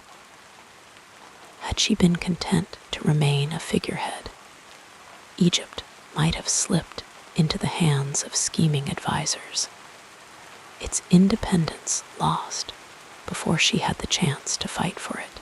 But she refused to be passive. Then came the exile. Cast out by her own brother's court, driven into the harsh deserts beyond Alexandria, she could have faded into obscurity, a forgotten queen in the annals of history. But instead, she gathered loyal followers, biding her time, waiting for the right moment to reclaim her throne. And when that moment arrived, when Julius Caesar, the most powerful man in Rome, entered the scene, she did not hesitate. The story of her arrival, rolled in a carpet and unfurled at his feet, was more than just legend. It was a declaration. She would not beg for his help. She would intrigue him, challenge him, make herself impossible to ignore. Had she chosen pride over pragmatism? Had she demanded rather than enticed? History might have written her as just another supplicant. But she understood the dance of power, and so she danced. With Caesar's support, she returned to Alexandria, her brother's forces crumbling before her. The city burned in the last throes of civil war, but when the smoke cleared, Cleopatra stood alone, the sole ruler of Egypt. And then another turning point. She did not retreat into isolation. She bore Caesar a son, Caesarion, binding Egypt to Rome in a way no treaty ever could. Some might have seen this as a gamble too far, a risk of angering Rome's senators, but Cleopatra knew that alliances built on blood were stronger than those built on parchment. For a time, it worked. Egypt flourished under her rule, its granaries full, its temples restored. But destiny is never kind for long. Caesar's assassination sent shockwaves through the world, and once again, Cleopatra found herself standing at a precipice. She could have withdrawn, focused only on her kingdom's survival, hoping the storm of Roman politics would pass her by. But she was not one to wait for fate to decide her path. Instead, she sought out another Roman, Mark Antony. Here, too, was a choice that would alter everything. Their meeting was not just political, it was passionate. A union of two souls who saw in each other a reflection of their own ambition and grandeur.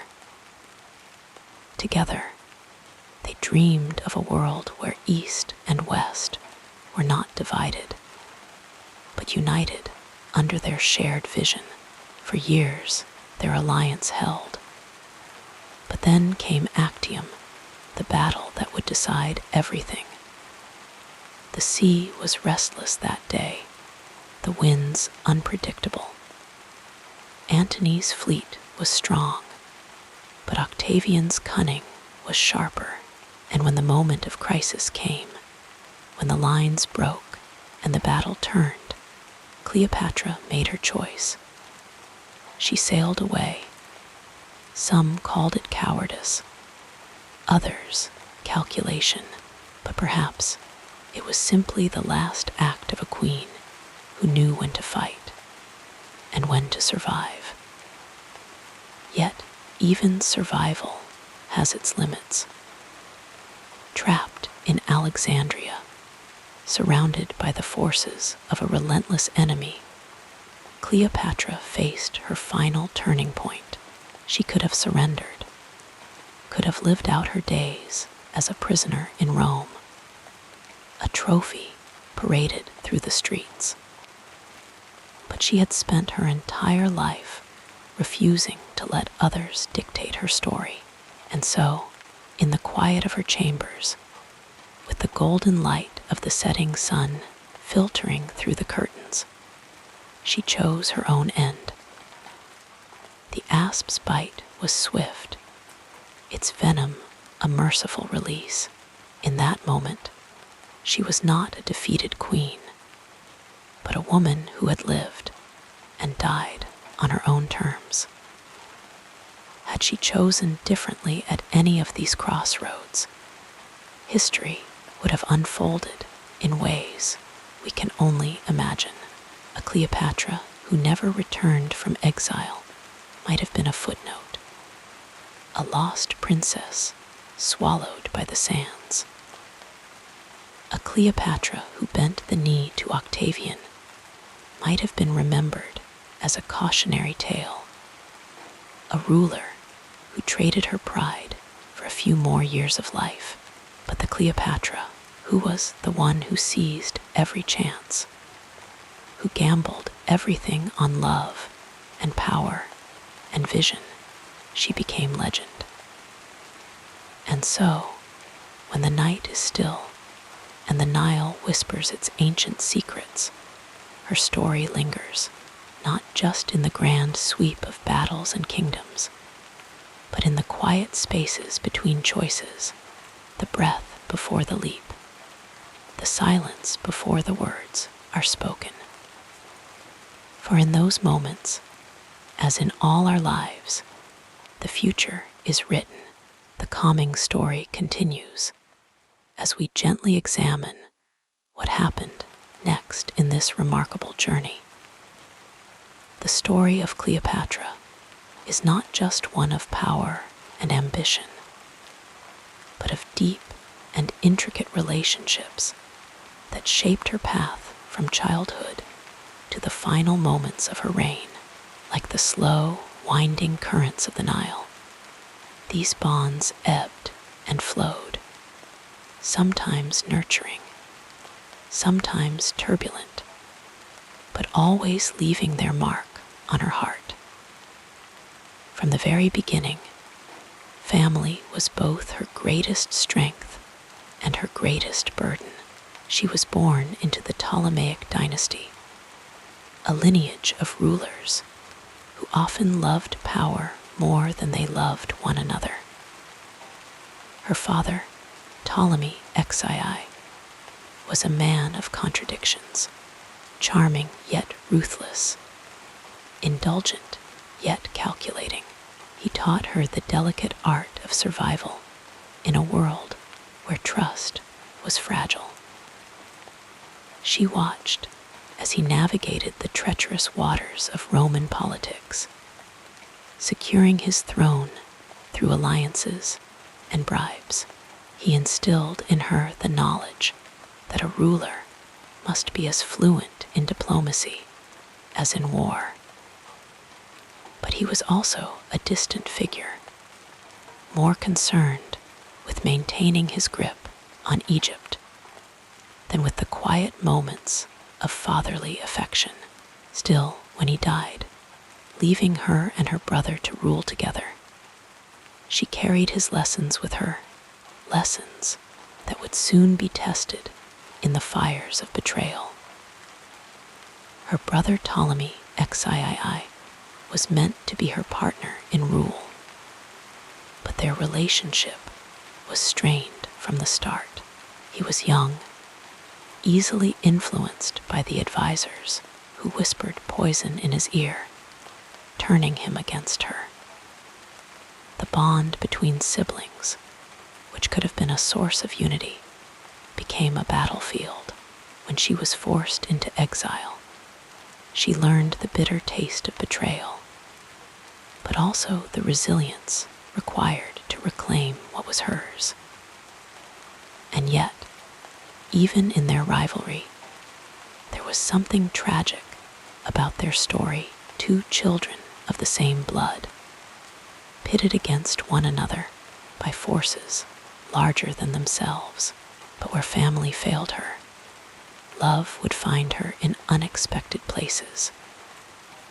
Julius Caesar arrived in Egypt like a storm, chasing his rival Pompey, only to become entangled in the drama of the Ptolemaic court. Their meeting was the stuff of legend. Cleopatra smuggled into his presence, wrapped in a carpet, unrolling herself before him like a gift from the gods.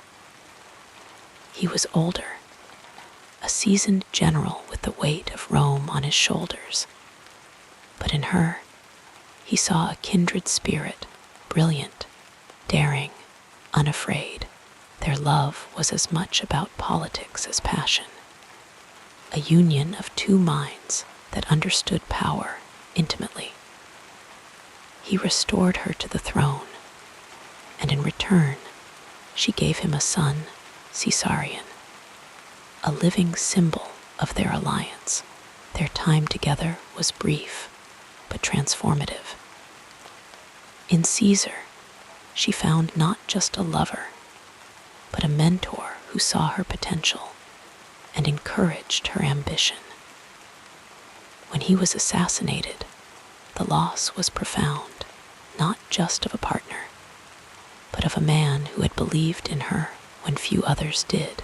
Yet even in grief, life moved forward, and destiny brought her another great love, Mark Antony. Where Caesar had been calculating, Antony was fiery, a man of grand gestures and unchecked emotion. Their love was a whirlwind, a dance of passion and politics that captured the imagination of the world. They met in Tarsus, where she arrived on a golden barge, dressed as the goddess Aphrodite, ensuring that he would never forget her, and he didn't. Their love was extravagant, filled with feasts and revelry, but it was also deep. Antony adored her, not just as a queen, but as a woman. Her wit, her intelligence, her fearless spirit. Together, they dreamed of an empire that blended East and West, a vision that defied the rigid boundaries of Rome. But love, no matter how strong, could not shield them from the tides of fate.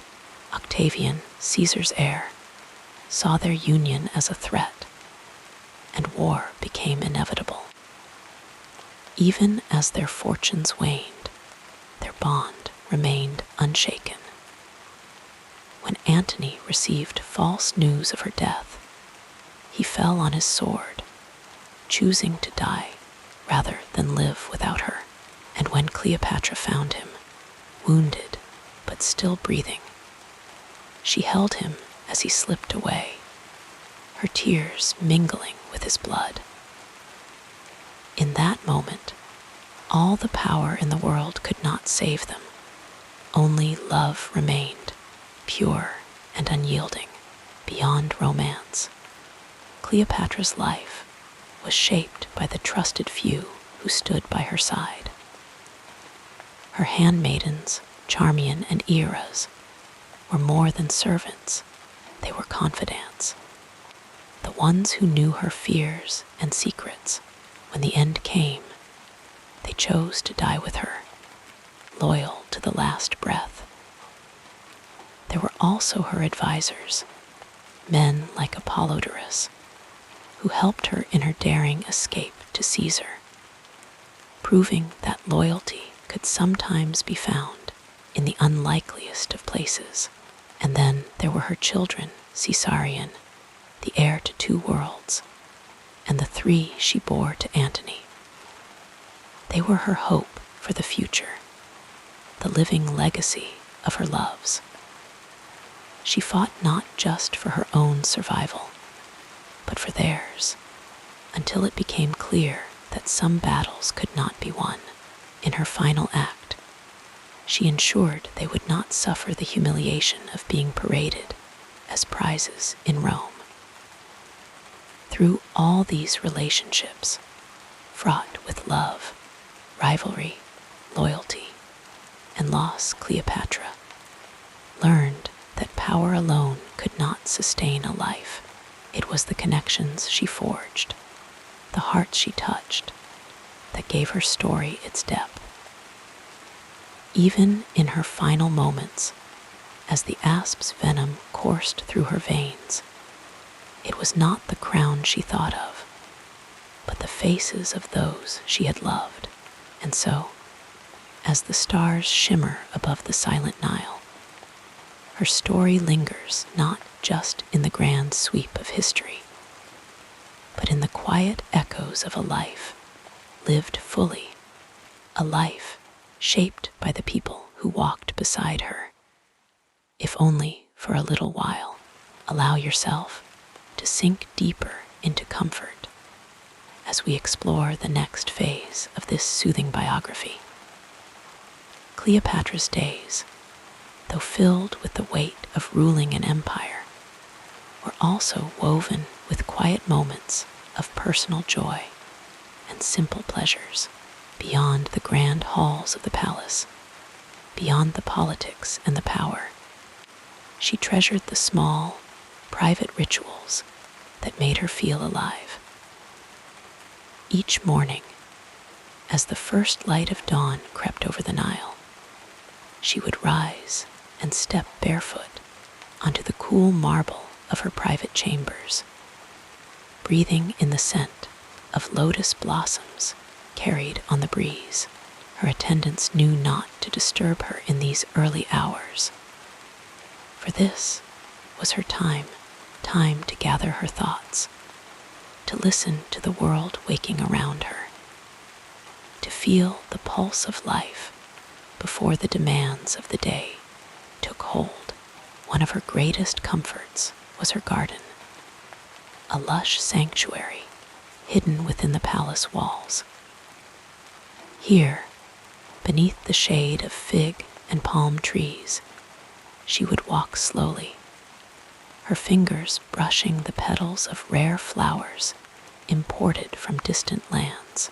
She loved the deep purple of irises, the golden glow of chrysanthemums, and the delicate fragrance of jasmine, which she often tucked into her hair before important meetings.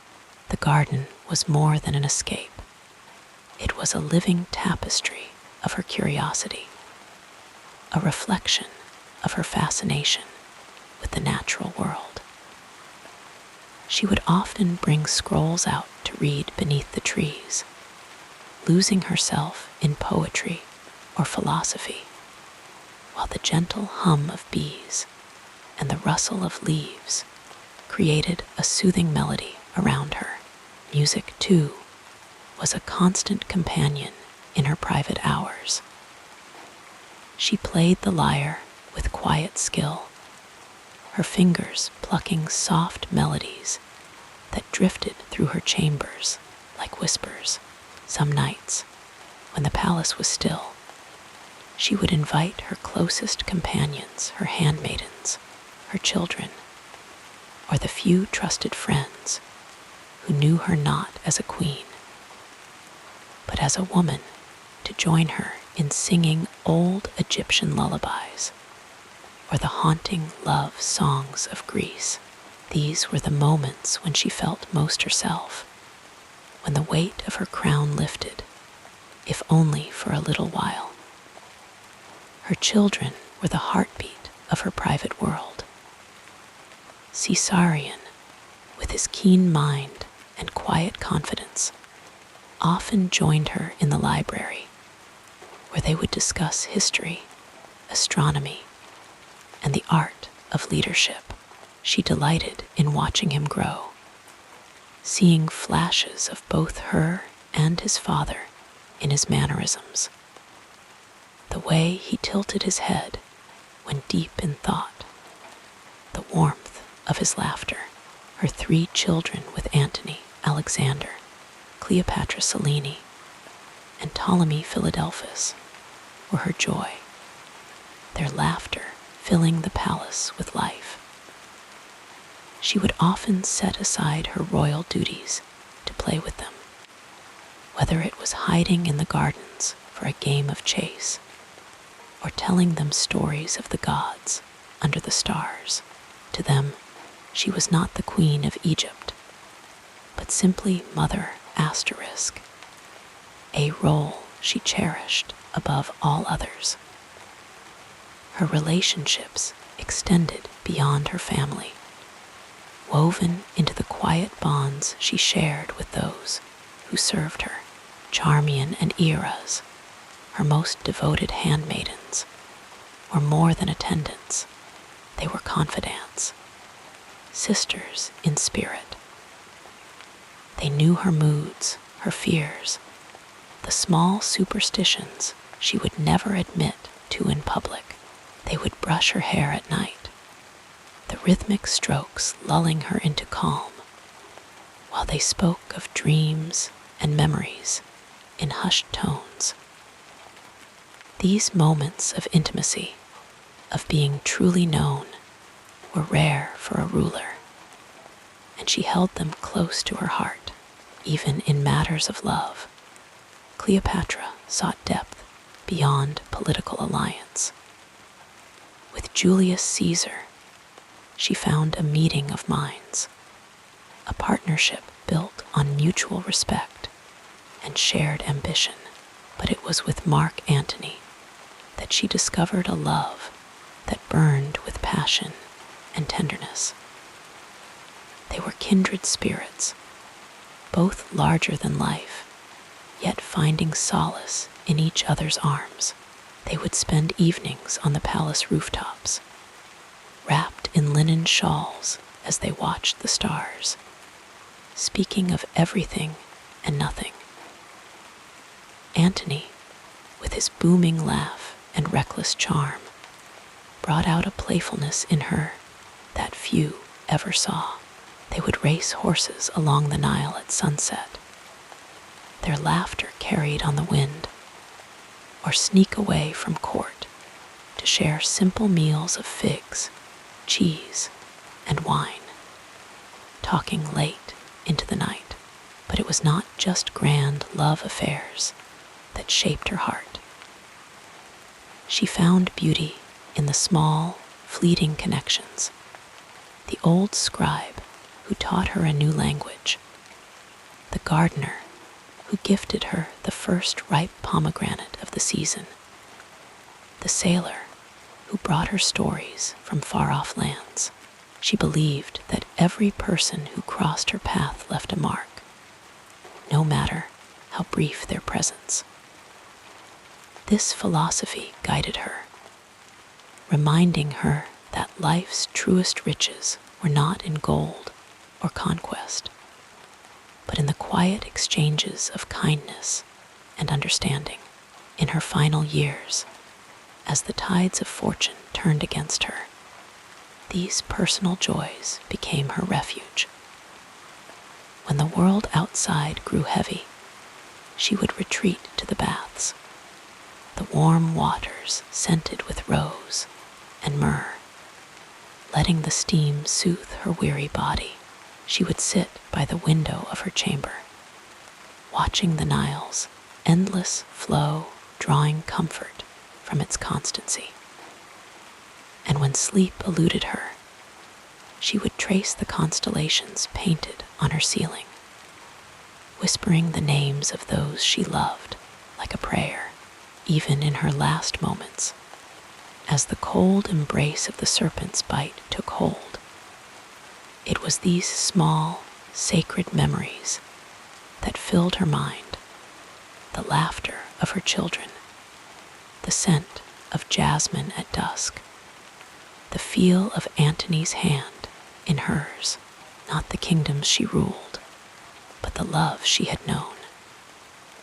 And so, as the last breath left her, she carried with her not the weight of a crown, but the quiet, luminous beauty of a life deeply lived, a life woven with tenderness, curiosity, and the quiet magic of ordinary moments. And now, as the Nile whispers its ancient song, and the stars keep their silent vigil, her story drifts like a soft sigh through time, not as a queen of legend, but as a woman who loved, who laughed, who found joy in the fragile, fleeting beauty of being alive, like a gentle river flowing toward the sea. Our story continues with the next meaningful chapter. The morning sun would rise over Alexandria in soft golden hues, painting the marble halls of Cleopatra's palace with warmth. Even as a young girl, she woke early, stirred by the first light seeping through the delicate linen curtains of her chamber. The air carried the faint scent of lotus blossoms from the palace gardens, mingling with the distant murmur of the Nile. Her handmaidens moved quietly, their bare feet whispering against the cool stone floors as they prepared her morning ablutions. A basin of rosewater awaited her, its petals floating like tiny pink boats. She would dip her fingers into the water, letting the fragrance linger on her skin before beginning her day. Breakfast was a simple affair: fresh figs, honey-drenched bread, and a cup of warm milk infused with cinnamon.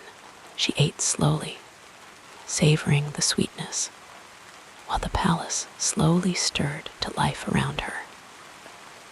In her youth, before the weight of rule settled upon her shoulders, she would spend these early hours in quiet study.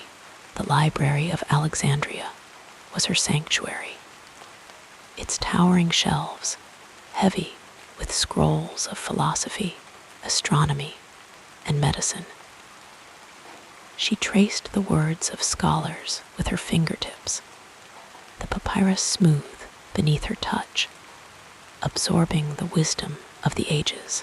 The scent of ink and parchment filled the air, mingling with the faint musk of cedarwood from the shelves.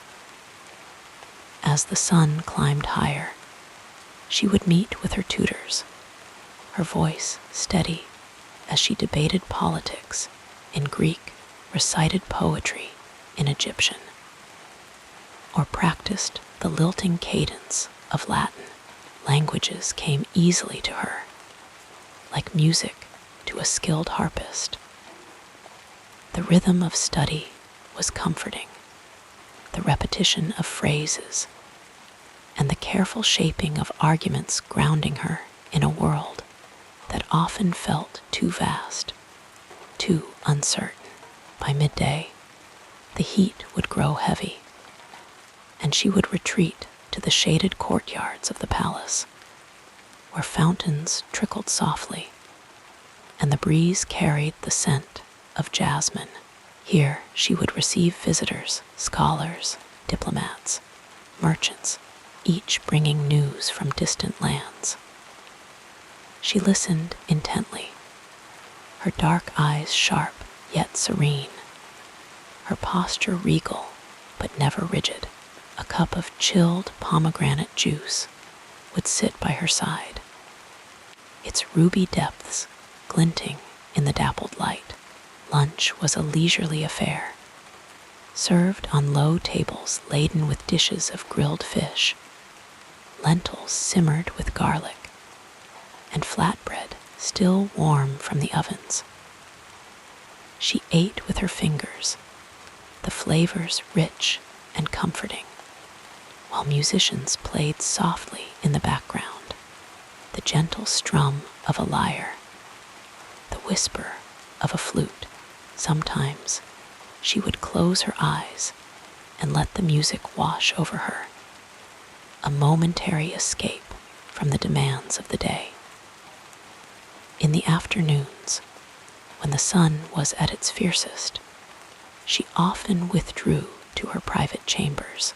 The walls were adorned with frescoes of lush gardens and mythical beasts, their colors muted in the dim light filtering through the lattice screens. Here, she would recline on a couch of embroidered silk, a book of poetry or a letter from a distant ally in her hands. The quiet was a balm, the only sounds the rustle of papyrus and the distant call of seabirds over the harbor. As evening approached, the air would grow cooler, and she would walk along the palace terraces, the breeze lifting the edges of her sheer linen robes. The Nile stretched before her, its waters darkening to deep blue as the sun dipped below the horizon. She loved this time of day. The world softened, the edges blurred, the sky painted in shades of lavender and gold. Sometimes she would stand there until the first stars appeared, their light faint but constant, like distant promises. Dinner was a more elaborate affair, shared with trusted advisors, family, or, in later years, the few who remained close to her heart. The tables groaned under platters of roasted lamb, spiced olives, and delicate pastries filled with dates and nuts. Wine flowed freely, its rich aroma mingling with the scent of burning myrrh from the braziers. Conversation was lively but unhurried, stories exchanged like precious gifts. She had always been a captivating storyteller, her voice weaving tales of gods and mortals, her hands moving gracefully as she spoke. When the meal ended, she would retire to her bathing chambers, where the air was thick with steam, and the scent of oils, frankincense for clarity, rose for calm, sandalwood for strength. The warm water soothed her tired muscles, the heat drawing out the tensions of the day. Her attendants would anoint her skin with fragrant unguents, their fingers moving in slow, practiced circles. She would close her eyes, breathing deeply, letting the ritual wash over her like a second baptism. Finally, she would return to her bedchamber, where the constellations painted on the ceiling glowed faintly in the lamplight. The bed was piled with cushions of the finest silk, their colors soft like twilight. She would lie there, one hand resting on her chest, feeling the steady rhythm of her breath. Sometimes sleep came quickly, pulling her into dreams of distant lands and long-lost voices. Other nights, she would lay awake, listening to the whisper of the Nile, the rustle of palm leaves outside her window, the distant cry of a night bird. In those quiet hours, she was not a queen, not a ruler of nations, just a woman, suspended between the day that had passed and the one yet to come. And as the stars turned overhead, their light a silent witness, she would drift into sleep, carried by the gentle current of time. Her days were woven with such rhythms, study and statecraft, laughter and solitude, the sacred and the mundane. Even in her final years, when the world grew unkind, these rituals remained her anchors, the scent of flowers in the morning, the weight of a book in her hands, the cool silk of her sheets at night. These were the quiet joys that filled her life, simple yet profound. And though history remembers her as a ruler of empires, it is these small, tender moments that truly defined her, the quiet magic of a life lived fully, deeply, beautifully. Now, as the night deepens and the world grows still, imagine her there, in the soft glow of lamplight, her breath steady, her heart at peace. The Nile murmurs its eternal song, the stars keep watch, and all is calm. As your thoughts grow quieter, we'll continue our peaceful exploration of this fascinating life. Cleopatra's philosophy was woven like golden thread through the fabric of her days. A quiet but unshakable belief in the power of the mind, the necessity of adaptability, and the sacredness of sovereignty, not just over lands, but over one's own destiny. She was a ruler who understood that wisdom was not merely the accumulation of knowledge, but the art of knowing when to wield it like a blade, and when to let it rest like a whispered secret. From her earliest days, she had been taught that to rule was to dance, sometimes with grace, sometimes with cunning, but always with purpose. She believed in the fluidity of identity, the idea that one could be many things at once, a scholar fluent in 9 languages, a diplomat who could charm or outmaneuver the most formidable of men, a mother who traced her fingers along the brows of her sleeping children, whispering promises of safety in a world that had never been kind to kings. Her worldview was shaped by the Nile's eternal cycles, the way it swelled and receded, giving life and then retreating, only to return again. She saw in its rhythms a lesson that power was not static, but a force that ebbed and flowed, and survival depended on knowing when to press forward and when to yield. Her father had taught her early that Egypt was a jewel coveted by empires, and that to protect it, she must be as adaptable as water, as unbreakable as stone.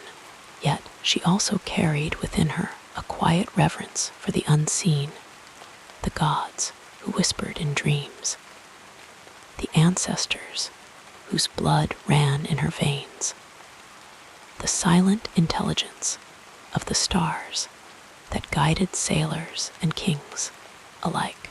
One evening, as the scent of lotus blossoms drifted through the palace corridors, she confided in a trusted advisor, "I do not fear death." This was the core of her belief that legacy was not merely about conquest, but about the imprint of one's soul upon the world. She built libraries, not just as repositories of knowledge, but as sanctuaries where the human mind could touch the divine. She sought alliances, not just for power, but because she believed in the alchemy of cultures, The way Greek thought could dance with Egyptian mysticism, the way Roman pragmatism could be tempered by Eastern wisdom, her values were a tapestry of contradictions, as all great philosophies are. She was ruthless when necessity demanded it, yet capable of astonishing mercy. To her, mercy was not weakness, but a calculated act of strength, a reminder that true power lay in choice. She also held a deep, almost spiritual appreciation for beauty, not as mere ornament, but as a language. The gardens of her palace were not just displays of wealth, but living poems, each flower and fountain placed with intention. Even in her final days, when the weight of her choices pressed heavily upon her, she took care to dress with precision, knowing that the world would remember not just her deeds, but the image she left behind.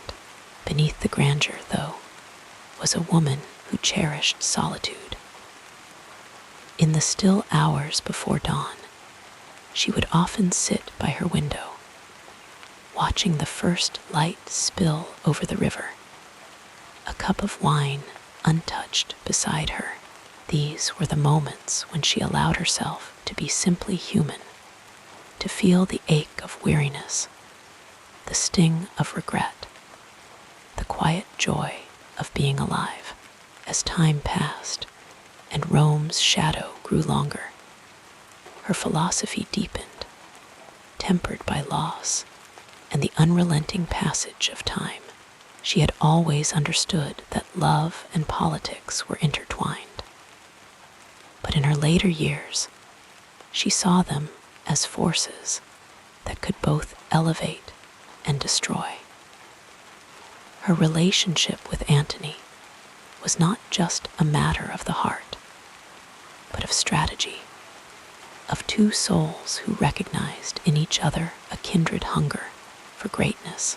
Yet even then, she knew that love, like power, was a fleeting thing. "We are but moments in the memory of the gods," she said to him once, her voice soft with resignation. In the end, her greatest belief was in the sovereignty of choice. When the final hour came and the weight of defeat pressed upon her, she chose her own ending, not as surrender, but as one last act of defiance, one last assertion of control. She had lived as a queen, and she would die as one on her own terms. The asp's bite was not just an escape, but a statement that even in death, she would not be Rome's trophy. Now, as the night stretches its silken fingers across the sky, imagine her once more, not in her final moments, but in the quiet in-between, where philosophy and feeling intertwined. The lamplight flickers, the river hums its ancient lullaby, and the stars, those eternal witnesses, blink slowly, as if sharing her secrets. She is at peace, not because she had all the answers, but because she lived every question fully, deeply, beautifully. And in that, there is a kind of wisdom, a kind of rest. With each breath becoming slower and deeper, let us turn to another aspect of this soothing story. From the very beginning, Cleopatra's life was woven with threads of struggle. Even before she took her first breath, the weight of her lineage pressed upon her, a dynasty in decline, a kingdom caught between the ambitions of Rome and the fading glory of Egypt. Her father, Ptolemy XII, ruled a land fractured by debt and rebellion, his throne propped up by Roman gold. She was born into uncertainty, a princess whose future was anything but assured, and yet, even as a child, she carried herself with a quiet determination, as if she understood that greatness was not inherited, but forged in the fires of adversity. When her father died, leaving the throne to her and her younger brother, Ptolemy XII, the true test began. She was only 18, thrust into a world of scheming advisors and power-hungry courtiers, all eager to manipulate the young queen for their own ends. Her brother's regents saw her as a threat, a woman whose intelligence and ambition could not be controlled.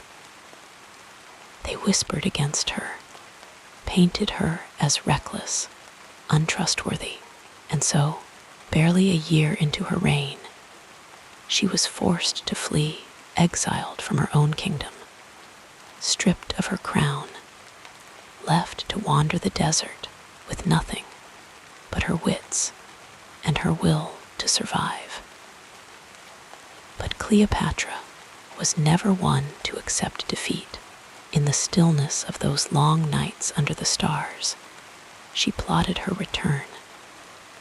She knew Egypt needed her, not as a puppet, but as a ruler who could restore its strength. And so she gathered allies, sought out mercenaries, bided her time. Then came the moment that would change everything: Julius Caesar's arrival in Alexandria. Some would call it luck, but Cleopatra knew better. Luck was for those who did not make their own fate, disguised as a servant, smuggled into the palace wrapped in a carpet. She presented herself to Caesar not as a desperate exile, but as a queen. It was a gamble, a daring move that could have cost her life, but she understood something fundamental about power. It was not just about armies and gold, but perception, presence, the ability to command attention without raising one's voice. Caesar was captivated, and with his support, she reclaimed her throne. But victory was not without its costs. Her brother drowned in the Nile during the fighting, and though she mourned him in the way tradition demanded, the weight of his death lingered. Power, she learned, was a lonely thing. The years that followed were a delicate dance of survival. Even with Rome's favor, Egypt was no longer the independent power it had once been. Cleopatra had to navigate the shifting tides of Roman politics, knowing that one misstep could mean disaster. She bore Caesar a son, little Caesarion, a living symbol of her alliance with Rome. But then came the Ides of March, and Caesar lay bleeding in the Senate. Once again, her world was upended. She returned to Egypt, this time with a sharper understanding of how fleeting alliances could be. And then came Antony, a man as passionate as he was reckless, a soul who matched her in intensity. Together, they dreamed of a world where East and West could stand as equals. But dreams, no matter how grand, are fragile things. Octavian, Caesar's heir, saw their union as a threat. The whispers grew louder. Cleopatra was a sorceress, a seductress, a queen who would bend Rome to her will. The propaganda was relentless, but she refused to shrink from it. When war came, she stood beside Antony, not as a hidden influence, but as a leader in her own right. They fought, they lost, they retreated to Alexandria. And then, the final blow, Antony, believing her dead, fell upon his sword. She found him dying. And in that moment, all the strategies, all the calculations fell away. There was only grief, raw and unguarded. But even then, she did not break. She had one last move to make when Octavian's forces closed in. She knew what awaited her, paraded through Rome as a conquered prize, her dignity stripped away. And so she chose the asp, its venom a swift and silent end. It was not despair that guided her hand, but defiance. She would not let Rome write her ending. Through every setback, every loss, Cleopatra had learned the same lesson, that power was not just about holding a throne, but holding onto oneself. She had faced exile, betrayal, war, and heartbreak, yet never surrendered her agency. Even in death, she remained the author of her own story. Now, as the night deepens and the world grows still, imagine her not in the tumult of those struggles, but in the quiet moments between them, leaning over a map by lamplight, listening to the Nile's gentle murmur, feeling the weight of her choices. Every obstacle had shaped her. Every defeat had taught her something new. And though her story ended in tragedy, it was never one of defeat. It was the story of a woman who met each challenge not with fear, but with the unshakable belief that she could bend fate itself to her will. And so, as sleep begins to claim you, let her resilience be a lullaby. The struggles we face may not be as grand as hers, but like her, we have the power to choose how we meet them. And in that thought, there is comfort, there is peace. The night cradles you now, just as history cradles her, gently, softly, with the understanding that even the greatest storms eventually give way to calm. The tapestry of this remarkable life unfolds further as we gently explore the next meaningful period. Beneath the grand tapestry of Cleopatra's reign, the alliances forged, the battles waged, the legends spun lay a quieter, more intimate world.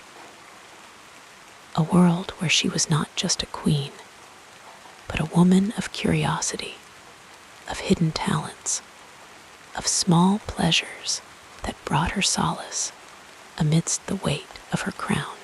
Few remember her as anything but the last pharaoh of Egypt, the lover of Caesar and Antony, the tragic figure who chose death over dishonor.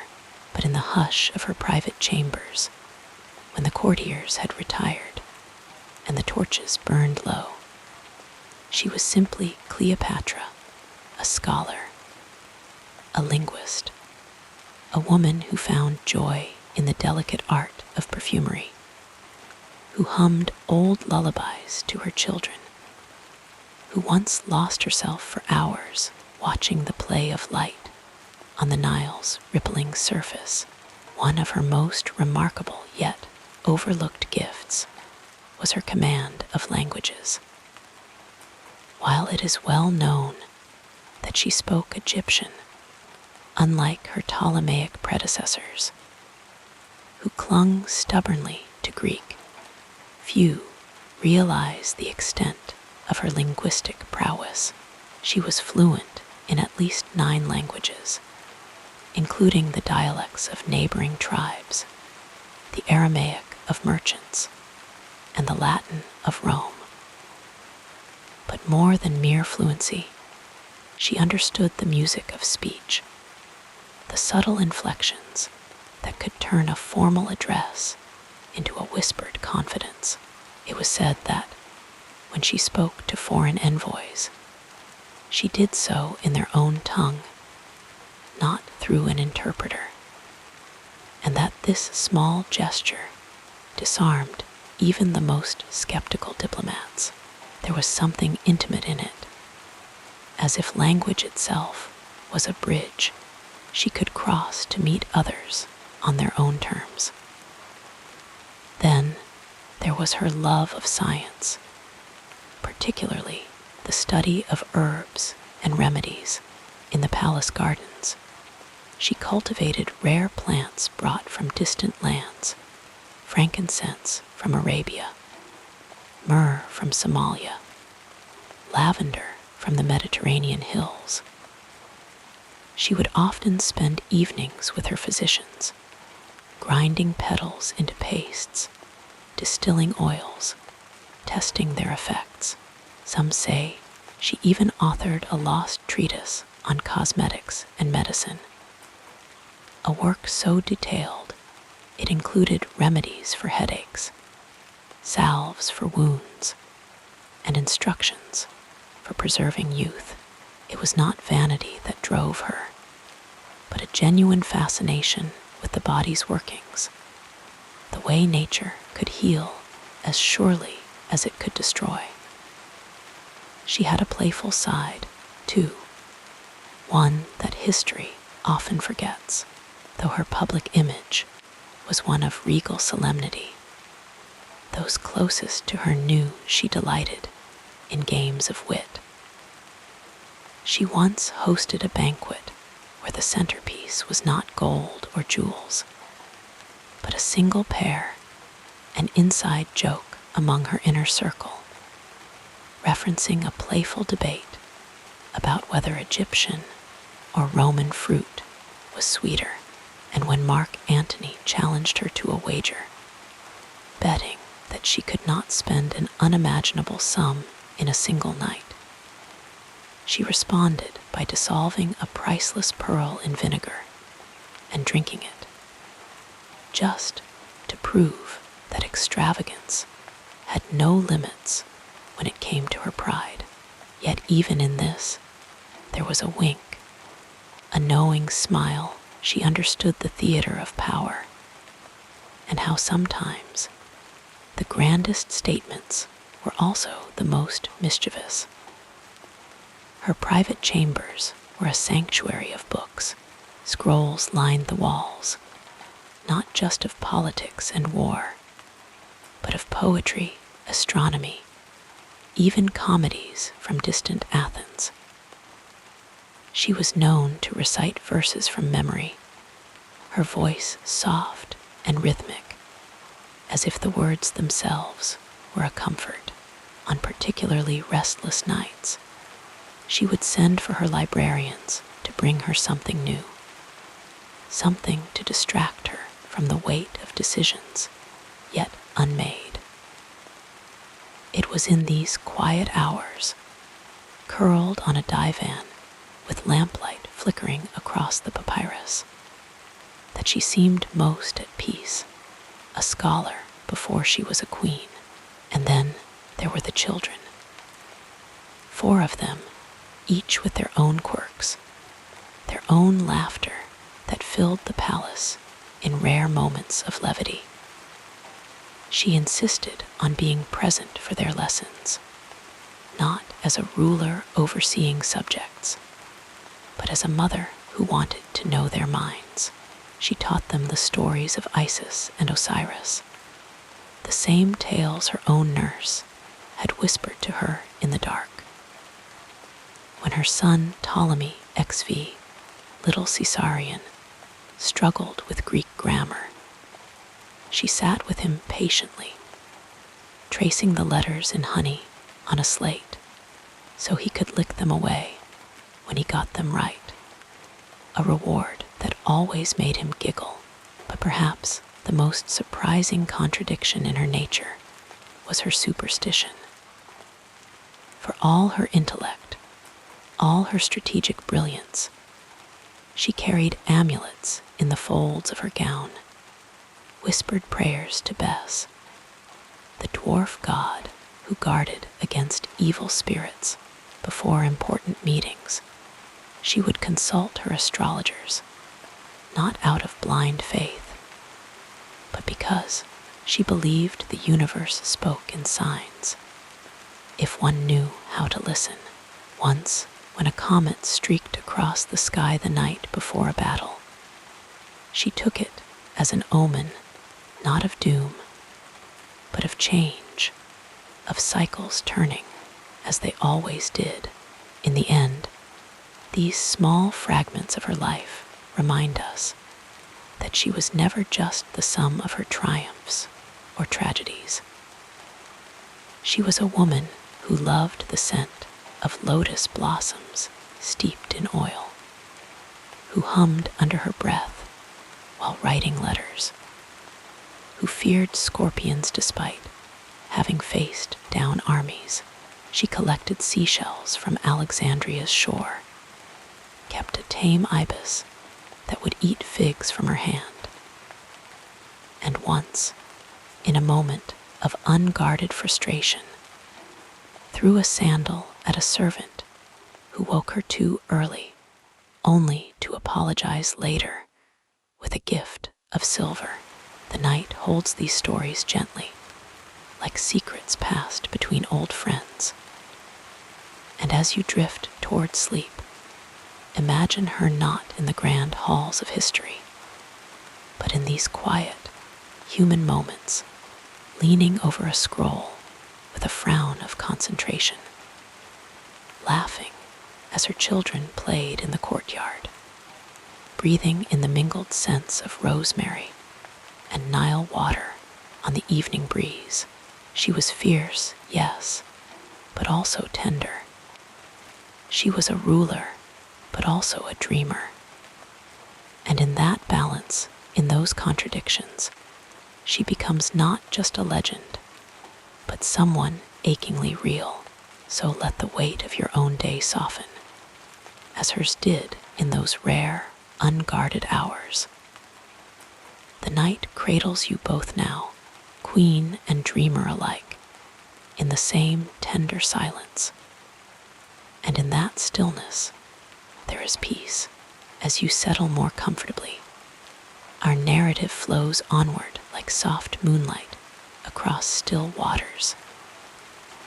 Imagine, for a moment, the world as it was when Cleopatra drew breath, a world where the Mediterranean was the center of everything, where great powers rose and fell like waves upon the shore.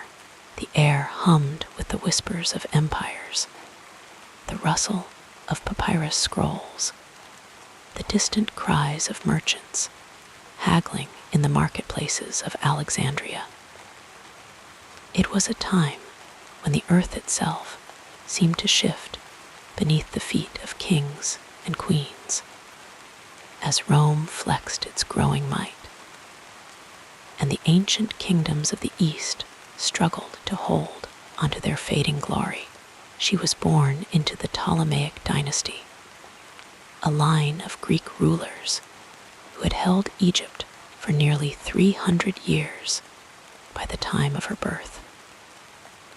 The Ptolemies were outsiders, descendants of one of Alexander the Great's generals, yet they had wrapped themselves in the mantle of pharaohs, adopting the customs and gods of the land they ruled. Their capital, Alexandria, was a jewel of the ancient world, a city of towering libraries, bustling harbors, and grand temples, where the scent of incense curled into the sky. It was here, among the marble columns and whispering reeds of the Nile Delta, that Cleopatra took her first breaths, a child of two worlds, Greek in blood, Egyptian in spirit. The era she was born into was one of quiet desperation. Rome, that relentless republic turned empire, loomed over the Mediterranean like a storm cloud. It had already swallowed Greece, Carthage, and much of the Near East, and now its hungry gaze turned toward Egypt, the richest prize of all. The Ptolemies had long played a dangerous game, sending gold and grain to Rome to buy its favor, while balancing on the knife's edge of independence. By the time Cleopatra came of age, the balance was slipping.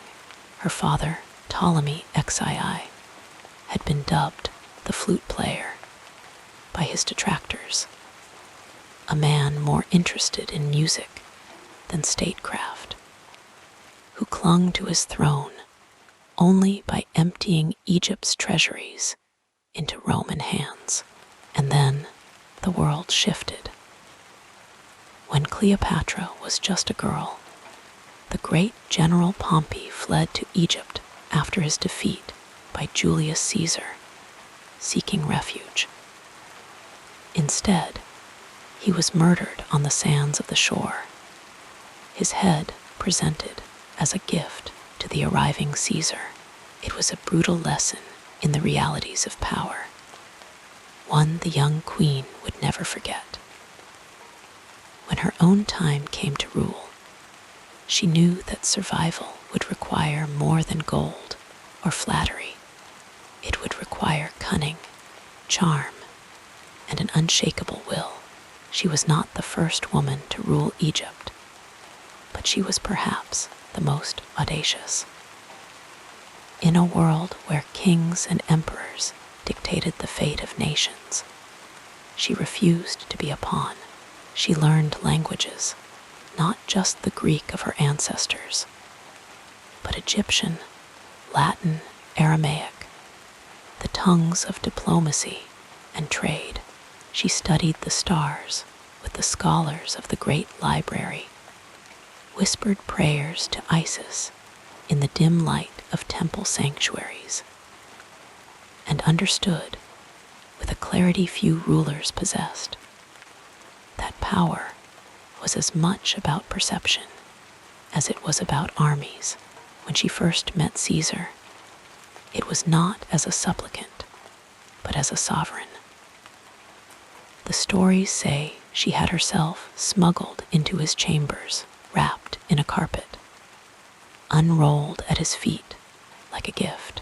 Whether truth or legend, the image lingers. A young woman of 21, her gaze steady, her voice low and measured, treating with the most powerful man in the world as an equal. It was a gamble, and it worked. Caesar, the conqueror of Gaul, the breaker of republics, was charmed. Together, they would have a son, little Caesarion, and for a brief, shimmering moment, it seemed Egypt might yet stand firm against Rome's tide. But the world was changing, and even the cleverest of rulers could not hold back the tide forever. Caesar's assassination sent ripples across the Mediterranean, and Cleopatra, ever the strategist, turned her gaze to his heir, Mark Antony. Their love story has been told 1,000 times, a tale of passion and politics, of feasts that lasted for days and nights, spent sailing the Nile under a canopy of stars. Yet, beneath the romance lay cold calculation. Antony needed Egypt's wealth for his wars. Cleopatra needed Rome's protection for her kingdom. Together, they dreamed of an empire that might bridge east and west, a world where Alexandria and Rome stood as twin pillars of a new order. It was a beautiful dream, and like all dreams, it could not last. The rise of Octavian, Caesar's adopted son, spelled their doom. At the Battle of Actium, the seas ran dark with the blood of broken fleets. and Cleopatra's ships turned sail toward Egypt, Antony following in her wake. The end, when it came, was swift, a quiet death in the shadows of her mausoleum, the whisper of an asp's scales against stone. And yet, even in death, she shaped the world. Octavian, now Augustus, would make Egypt a Roman province, its granaries feeding the empire for centuries to come. But something of her lingered, the last pharaoh, the woman who had dared to match wits with Rome and nearly won. As you drift into sleep, think of her not in the grand sweep of history, but in the quiet moments in between her fingers, trailing in the Nile's cool waters, the sound of her laughter echoing through palace halls, the way the lamplight must have caught in her dark eyes as she read late into the night. The world she knew is long gone, but in these small human details she remains. And so, like the river that gave life to her kingdom, her story flows on, gentle and endless, carrying us into dreams. Let the rhythm of these words carry you further into relaxation as we continue our peaceful journey. Cleopatra's influence did not fade with the closing of her eyes, nor did it dissolve into the sands of time like so many other rulers of antiquity. Instead, it seeped into the very fabric of culture, society, and the imagination of generations to come. She became more than a queen, more than a historical figure. She became an idea, a symbol, a story told and retold in hushed tones by poets, playwrights, and scholars. Her legacy was not bound by the borders of Egypt or the limits of her lifetime, but stretched across centuries, shaping art, politics, and the way powerful women were perceived in a world that often sought to diminish them. Consider the way she ruled. Cleopatra was not merely a figurehead, content to let others govern in her name. She was fluent in multiple languages, a scholar of philosophy, and a keen strategist who understood the delicate balance of power. She knew that to rule Egypt was to master not just the sword, but the pen, the trade route, the whispered negotiation. Under her reign, Alexandria flourished as a beacon of knowledge, its great library a testament to her belief in the power of wisdom. She invited thinkers, scientists, and poets to her court, ensuring that her kingdom remained a center of intellectual light, even as Rome's shadow grew longer. This was not the act of a woman content with mere pageantry. It was the work of a leader who understood that true power lay in the cultivation of minds as much as the strength of armies. And yet, for all her political shrewdness, it was her personal mystique that captured the imagination of the ages. The Romans, who sought to paint her as a seductress, a dangerous enchantress who lured great men to ruin, could not erase the truth that she was a ruler who commanded respect on her own terms. The stories of her first meeting with Julius Caesar, rolled inside a carpet and unfurled at his feet, or her grand entrance to meet Mark Antony on a golden barge, scented sails billowing in the wind, were not just tales of romance. They were master classes in theater, in the art of making an impression. She understood the power of spectacle, the way a single, carefully crafted moment could shape perceptions, bend wills, and secure alliances. Over time, the Roman propaganda that sought to vilify her softened, transformed by the hands of storytellers who saw not a villain, but a tragic heroine. Shakespeare, centuries later, would immortalize her in verse, painting her not as a scheming temptress, but as a woman of boundless passion and intellect, whose love for Antony was as deep as the Nile and as fierce as the desert sun. In his words, she became something greater than history. She became myth, a figure of such grandeur that even death could not diminish her. The play Antony and Cleopatra Asterisk gave her a voice that echoed beyond the grave, one that spoke of love, loss, and the weight of crowns too heavy for mortal shoulders. In art, she became a muse. Painters through the ages, Renaissance masters, Baroque visionaries, romantic dreamers, all sought to capture her essence. Some depicted her in the moment of her death, the asp coiled around her arm, her face serene in final defiance.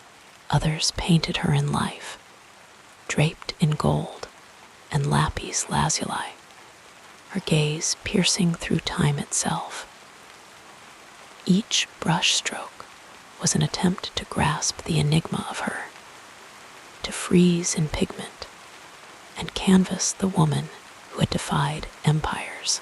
Even in sculpture, where stone could not capture the fire in her eyes, there was an attempt to carve out her essence, to make tangible the legend that had grown around her name. Her influence stretched beyond the arts and into the realm of power itself. For women who came after her, Cleopatra was proof that a woman could rule, could outthink, outmaneuver, and outlast the men who sought to control her. Elizabeth I of England, centuries later, would be compared to her not as a cautionary tale, but as a fellow queen who understood the delicate dance of politics and perception. Catherine the Great, too, would look to Cleopatra's example, seeing in her not just a ruler, but a woman who refused to be confined by the expectations of her gender.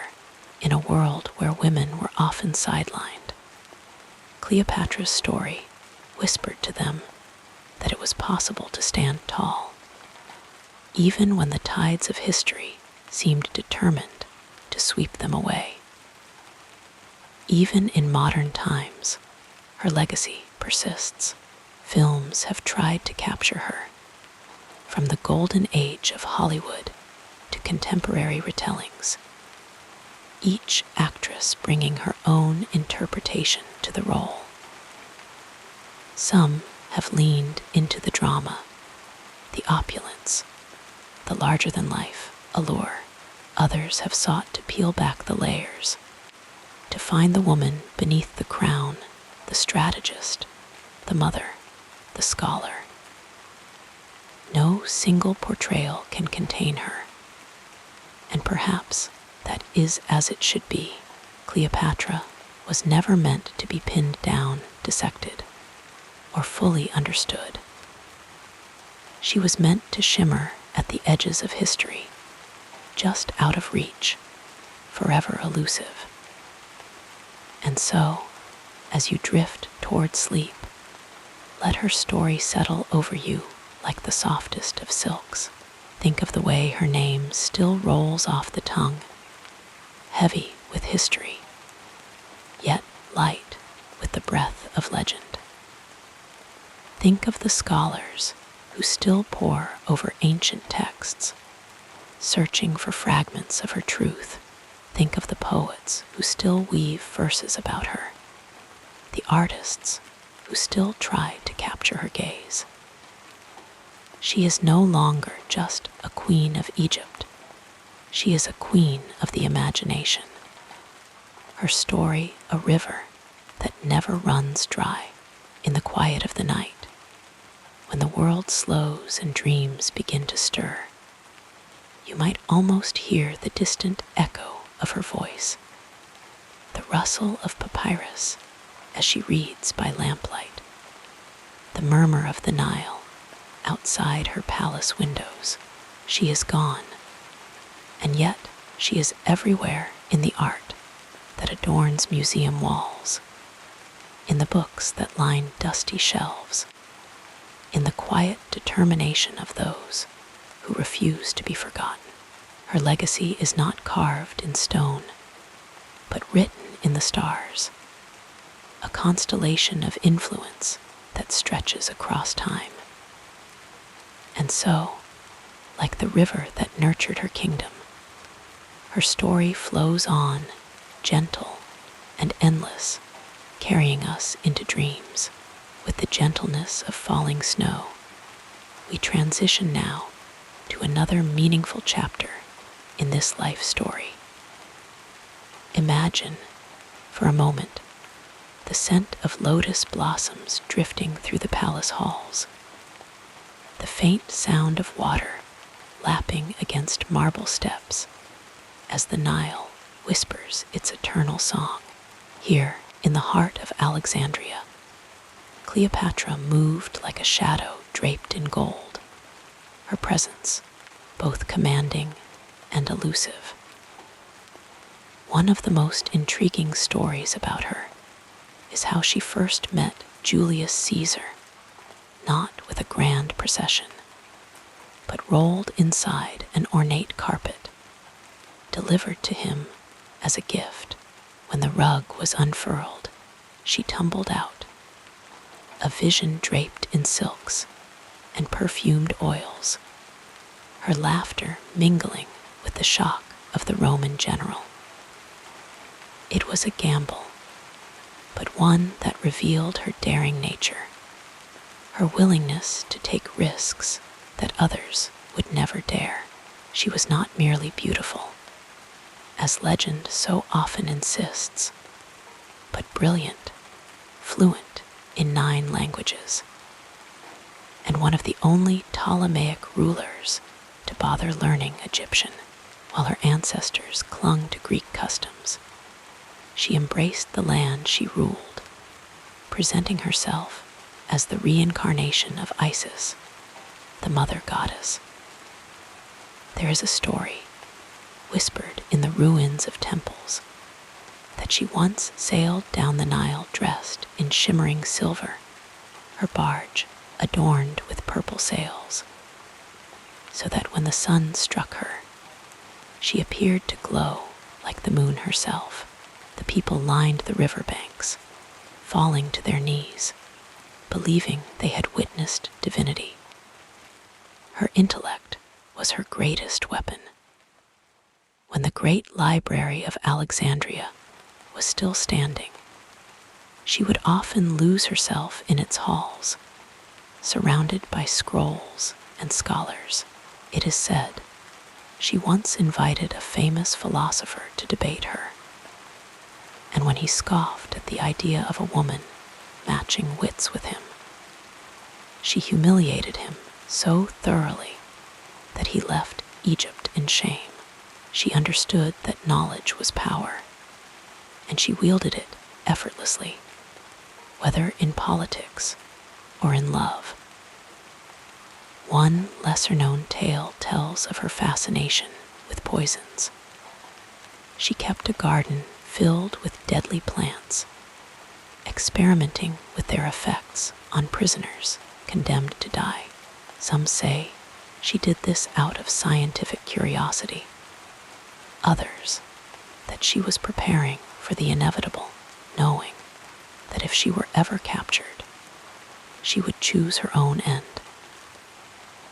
It was this same meticulous nature that led her to test different methods of suicide before settling on the bite of the asp, believing it to be the most painless and dignified way to depart the world. Her relationship with Mark Antony was not just one of passion, but of grand spectacle. There is a famous story of a wager between them. Antony, ever the boisterous soldier, bragged that he could drink anyone under the table. Cleopatra accepted the challenge, but instead of matching him cup for cup, she removed one of her priceless pearl earrings, dissolved it in vinegar, and drank it, proving that her extravagance could outdo even his wildest feats.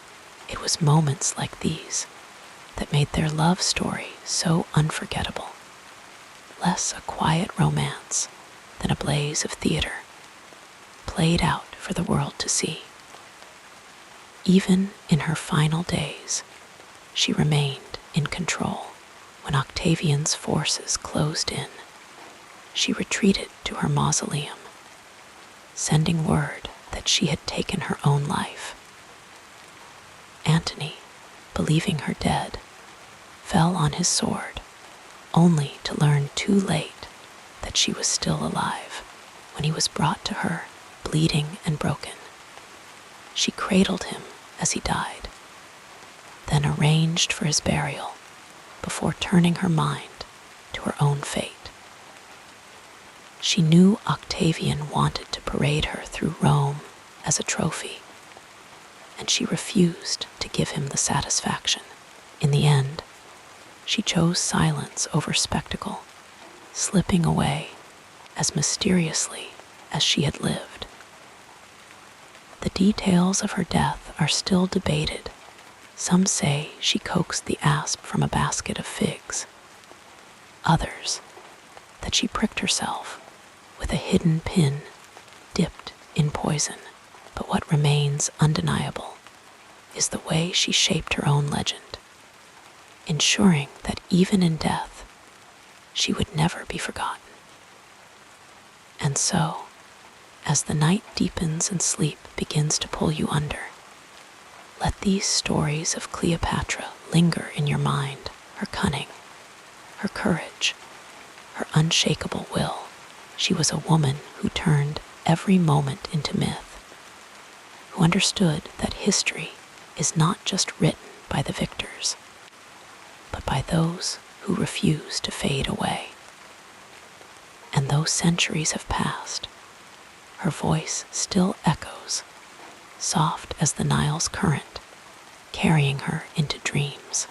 As your eyelids grow heavier, we'll softly explore another dimension of this fascinating biography. In the quiet twilight of her reign, Cleopatra's world had already begun to narrow. The vast empire she had once ruled with such brilliance, now reduced to the hushed corridors of her palace. The murmur of the Nile outside her windows, the weight of history pressing gently upon her shoulders. She had lived many lives in one. A queen, a strategist, a lover, a mother. And as the days grew shorter, she turned her mind to the legacy she would leave behind, crafting it with the same meticulous care she had once devoted to her alliances and intrigues.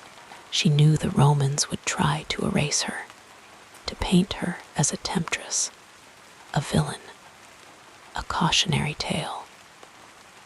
But Cleopatra had always been a master of perception, and even in her final years, she worked to ensure that her story would not be so easily rewritten. She poured her wisdom into the education of her children, particularly her son Caesarion, whom she saw as the future of her bloodline, the last hope of a Ptolemaic Egypt that could stand independent of Rome. She whispered to him the secrets of statecraft, the the delicate art of ruling not just with power, but with intelligence and grace. And though history would later take him from her too, in those quiet moments, she could almost believe he might carry her vision forward, even in retreat.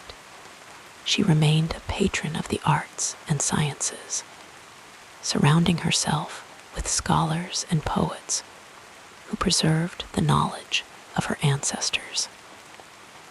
The great library of Alexandria, though diminished, still stood as a beacon of learning under her watch, its scrolls holding the accumulated wisdom of centuries. She knew that knowledge was power, not just for conquest, but for immortality. The words of philosophers, the observations of astronomers, the remedies of physicians, all these she safeguarded, as if building a monument not of stone, but of thought. And then there were her final letters, some to Octavian, cool and diplomatic, others to her most trusted advisors, tender and reflective. In them, she revealed glimpses of a woman who had loved deeply, ruled fiercely, and now faced the end with a quiet dignity. She wrote of Egypt's beauty, the golden light of the delta at dawn, the scent of lotus flowers on the riverbanks. She wrote of her regrets, too, the alliances that had frayed, the battles lost, the children she might not live to see grow. But never did she plead, never did she beg. Even in those private words, she was every inch a queen.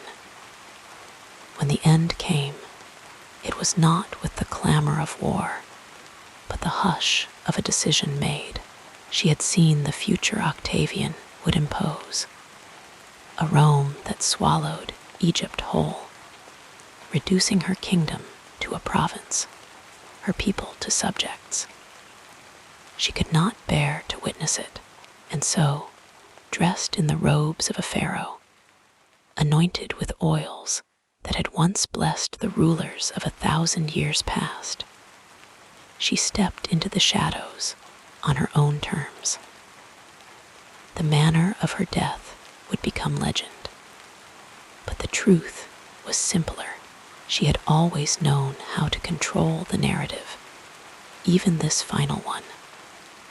For centuries after, the world would try to define her.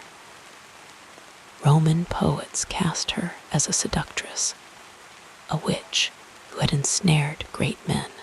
Later historians would debate her motives, her choices, her failures. But the people of Egypt never forgot her. In the villages along the Nile, stories lingered of a queen who had walked among them, who had spoken their language, who had tried to shield them from the hunger of empires. Temples bore her image, not as the vanquished, but as Isis incarnate, divine, eternal. And then there were the traces she left unseen, the influence that seeped into the world in ways no conqueror could erase. The medical texts from her era would inform physicians for generations. The political strategies she had perfected would be studied, imitated, even by those who claimed to despise her. The very idea of a woman wielding power so deftly became a quiet challenge to every society that followed, a whisper that would not be silenced.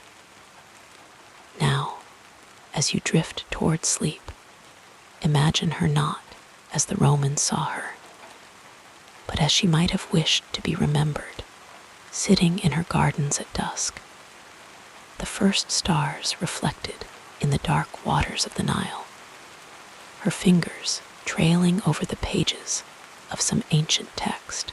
The air is warm, scented with jasmine, And for a moment, there is no war, no loss, no ending, only the peace of a queen in her domain, surrounded by the beauty she had fought so hard to preserve. Her voice, if you listen closely, is not in the grand pronouncements of history books, but in the small, enduring things. The turn of a phrase in an old poem, the curve of a statue's smile, the way the river still rises and falls as it did when she ruled.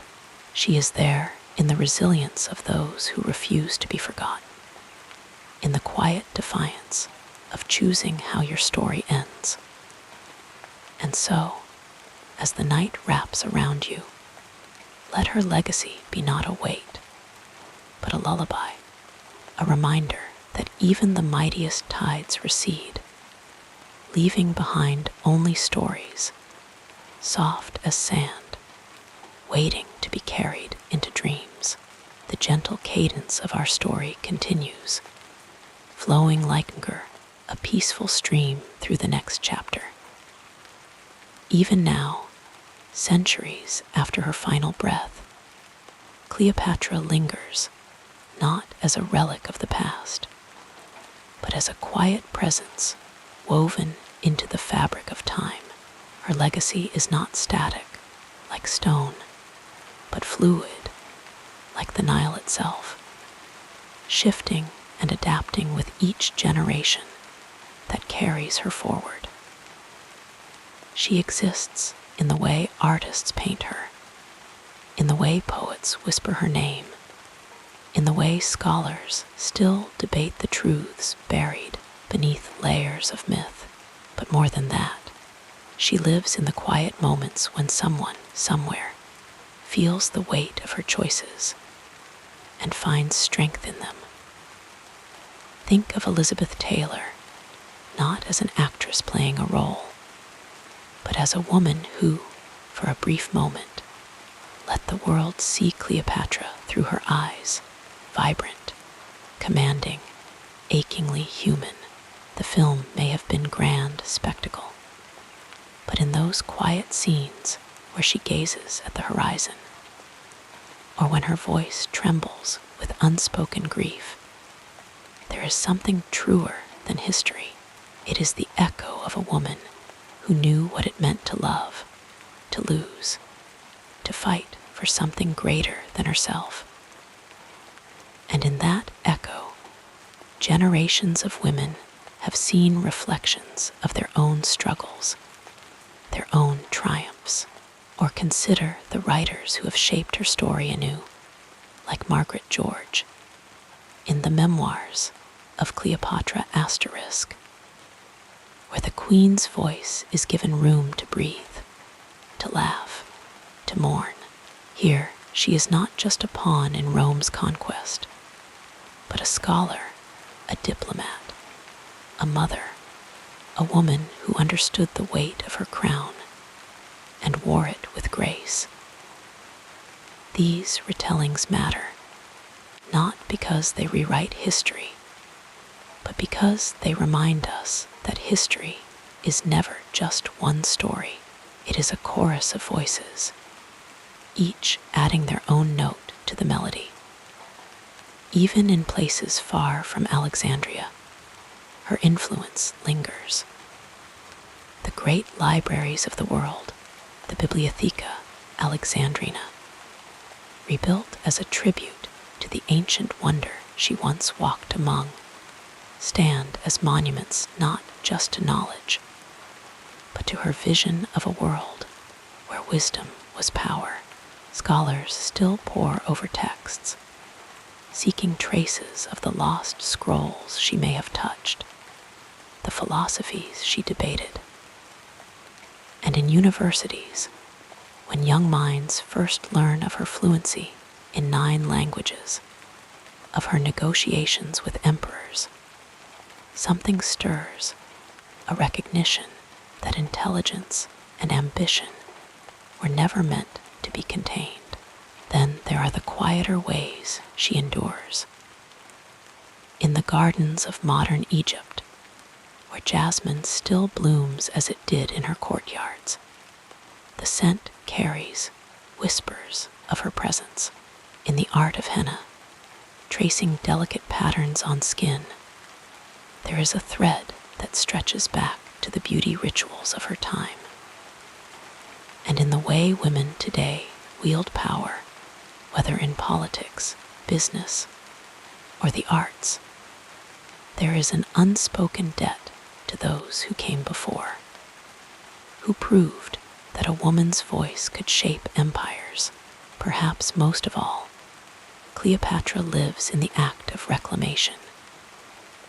For centuries, her story was told by those who sought to diminish her, Roman historians painting her as a temptress, a schemer, anything but the ruler she was. But now, scholars like Stacy Skiff and Joyce tildelessly peel back those layers, revealing the strategist, the linguist, the leader.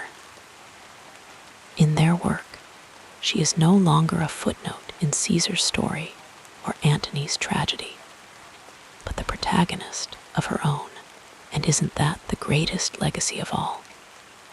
Not the grand monuments or the battles won, but the simple, enduring truth that a life well lived refuses to fade. When a young girl reads of Cleopatra and stands a little taller, when an artist captures her not as a seductress, but as a sovereign, when the Nile still rises and falls as it did under her watch, that is how she remains, not as a ghost, but as a presence, gentle as the evening breeze, reminding us that even the greatest stories are never truly over. So, as sleep draws near, let her be not just a queen of the past, but a companion in the quiet hours. Imagine her not in the tumult of war, but in the stillness of her library, a scroll unfurled before her, the lamplight soft on her face. The world outside may change, empires may rise and fall, but here, in this moment, she is exactly as she was, and exactly as she will always be, a woman who dared to dream, to rule, to love, and in doing so, left a mark that even time cannot erase. And if you listen closely, you might hear her voice, not in the grand pronouncements of history, but in the quiet spaces between your thoughts, in the hush of the night, in the stories that linger just before dreams take hold. She is there waiting, not to demand remembrance, but to offer it, a reminder that even the briefest life can cast a long, soft shadow.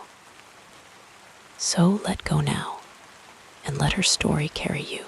The river still flows, the stars still shine, and somewhere beyond the edges of sleep, she smiles, not as history remembers her, but as she truly was. And that, perhaps, is the most peaceful thought of all. Wrapped in the comfort of these words, we'll drift together into the next part of this soothing biography. As sleep gently tugs at the edges of your mind, let's wander through the quiet corridors of history, where the story of Cleopatra has been whispered and reshaped by countless voices over the centuries. So much of what we think we know about her is wrapped in myth, painted in broad strokes of romance and tragedy, often obscuring the real woman beneath the gilded legends. She has been called a seductress, a schemer, a doomed lover. But these are only fragments of a much richer, more intricate life. One of the most persistent myths is that Cleopatra was Egyptian by blood. In truth, she was the last of the Ptolemaic rulers, a dynasty of Greek origin that descended from one of Alexander the Great's generals. The Ptolemies ruled Egypt for nearly 3 centuries, yet they rarely bothered to learn the language of the people they governed. But Cleopatra was different. She took the time to master Egyptian, along with several other languages, a quiet act of devotion to her kingdom that is often overshadowed by the more dramatic tales of her life. Another story often told is that she was a great beauty, a woman whose allure was so powerful that it brought emperors to their knees. But the truth is more subtle. Ancient sources describe her as striking, yes, but what truly captivated those who met her was her voice, low, melodious, like a song half remembered, and her brilliant mind. She was a scholar, well-versed in philosophy, medicine, and astronomy, and she held her own in debates with some of the greatest thinkers of her time. Her power lay not just in charm, but in wit, in strategy, in the quiet confidence of a ruler who knew how to navigate the treacherous waters of politics. Then there is the myth of her death, the image of her pressing an asp to her breast in a final, dramatic act of defiance. But even this may not be the full truth. Some historians suggest that she may have taken poison, a far less theatrical but equally effective end.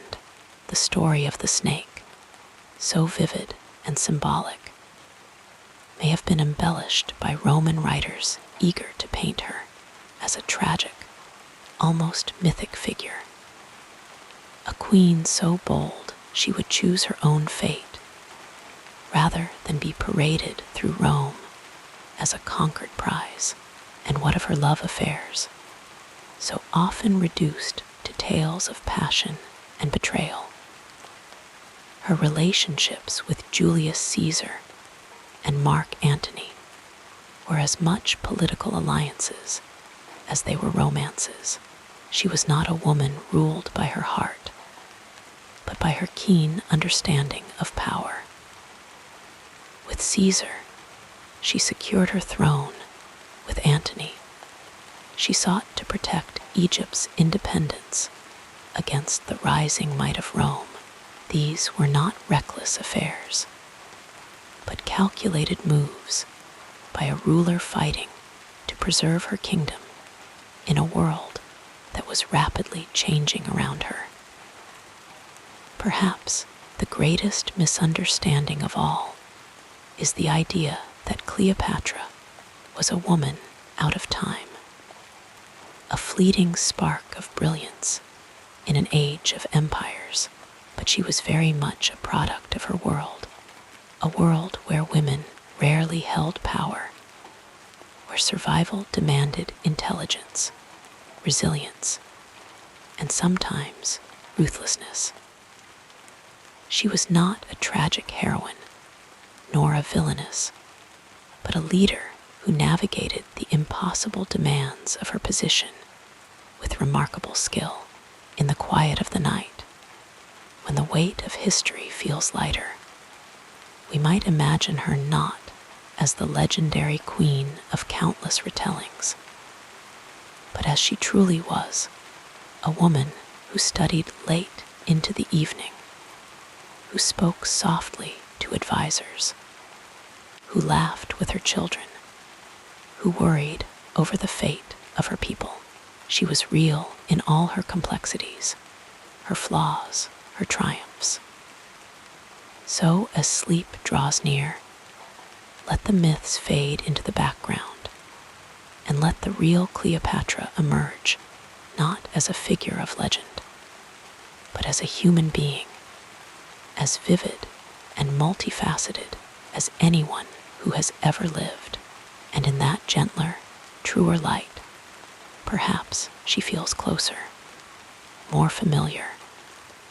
A voice in the quiet reminding us that history is never as simple as it seems, and that the most enduring stories are those that leave room for mystery, for nuance, for the quiet truths that linger just beneath the surface. And with that thought, let the night carry you deeper, where dreams and history blur, and where Cleopatra waits, not as a queen of old, but as a companion in the stillness, her story still unfolding, still alive in the whispers of time. Now, as we continue our gentle journey through this remarkable life, let us explore the next chapter. In the hush of twilight, when the world grows soft and still, we can almost hear the whisper of Cleopatra's story, not as the grand, dramatic tale so often told, but as the quiet, steady rhythm of a life lived with intelligence, passion, and profound humanity. She was a ruler, yes, but also a scholar, a diplomat, a mother, a woman who carried the weight of a kingdom on her shoulders while never losing sight of the people within it. Her legacy is not just in the battles she fought or the alliances she forged, but in the way she moved through history with a grace that still lingers, like the faintest scent of lotus blossoms on a warm Nile breeze. Think of her in her library, surrounded by scrolls, her mind alive with the wisdom of the ages. She spoke multiple languages, studied philosophy, and immersed herself in the art of governance, proving that power could be wielded with both strength and subtlety. She was not merely a figurehead, but an active participant in her own destiny, negotiating with Rome, navigating treacherous political waters, and striving to preserve Egypt's independence in a world that sought to swallow it whole. Her intelligence was her greatest weapon, her charm a carefully honed tool, but beneath it all was a deep love for her homeland, a love that guided her until her final breath. And then there was her heart, so often mythologized, so rarely understood in its fullness. Her relationships with Julius Caesar and Mark Antony were more than romantic entanglements. They were partnerships, alliances of mind and spirit as much as affection. She sought not just love, but security for Egypt, a way to shield her people from the encroaching shadow of Rome in the quiet moments, away from the eyes of history. She must have known the fragility of it all, the fleeting nature of power, the inevitability of change. Yet she persisted, ruling with a vision that stretched beyond her own lifetime, even as the tides of fortune turned against her. When the end came, it was not with the grandiosity of legend, but with the quiet dignity of a woman who refused to be conquered. Her death, whether by the bite of an asp or another means, was her final act of defiance, a choice to leave the world on her own terms. In that moment, she became more than a queen. She became a symbol of resistance, of autonomy, of the unyielding spirit of a woman who would not be erased. Centuries have passed, and still her name echoes, carried on the winds of time. She is remembered in art, in literature, in the countless retellings that paint her as everything from a seductress to a tragic heroine. But the truth, as always, lies somewhere in between. Cleopatra was neither villain nor saint, but a woman of extraordinary complexity, navigating a world that demanded much and gave little in return. Today, she stands as a reminder of the power of intellect, the resilience of culture, and the enduring allure of a story that refuses to be simplified.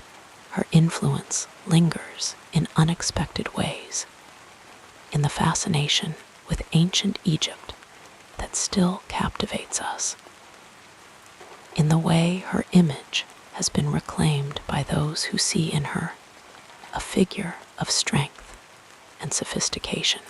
She is a touchstone for discussions of power, gender, and legacy, a name that sparks curiosity and debate even now, and perhaps, in the quiet of the night, she would laugh at the way history has shaped her, amused by the contradictions, the exaggerations, the endless retellings of a life that was, in the end, simply hers. As sleep begins to pull you under, let Cleopatra's story settle around you like a soft, silken shroud. Imagine her not as a distant figure of marble and gold, but as she was a woman who loved, who feared, who dreamed, who ruled. Her voice may be lost to time, but her presence remains, a quiet companion in the dark, a reminder that even the grandest lives are made of moments as small and fleeting as a single breath. So close your eyes and let the currents of history carry you deeper, where the past and present blur, where Cleopatra's world and yours drift together in the gentle tide of dreams. May her story soothe you, not as a tale of grandeur, but as a whisper of something real, something human, something that endures. And as you slip into sleep, know that her legacy, like all great stories, is never truly finished. It lives on in the quiet, in the dark, in the soft, slow beating of your own heart. Rest now, and may your dreams be as rich and endless as the Nile itself, flowing gently through time, carrying with it the echoes of a queen who once was, and in some way still is. Sleep well, and let the night wrap you in its quiet embrace.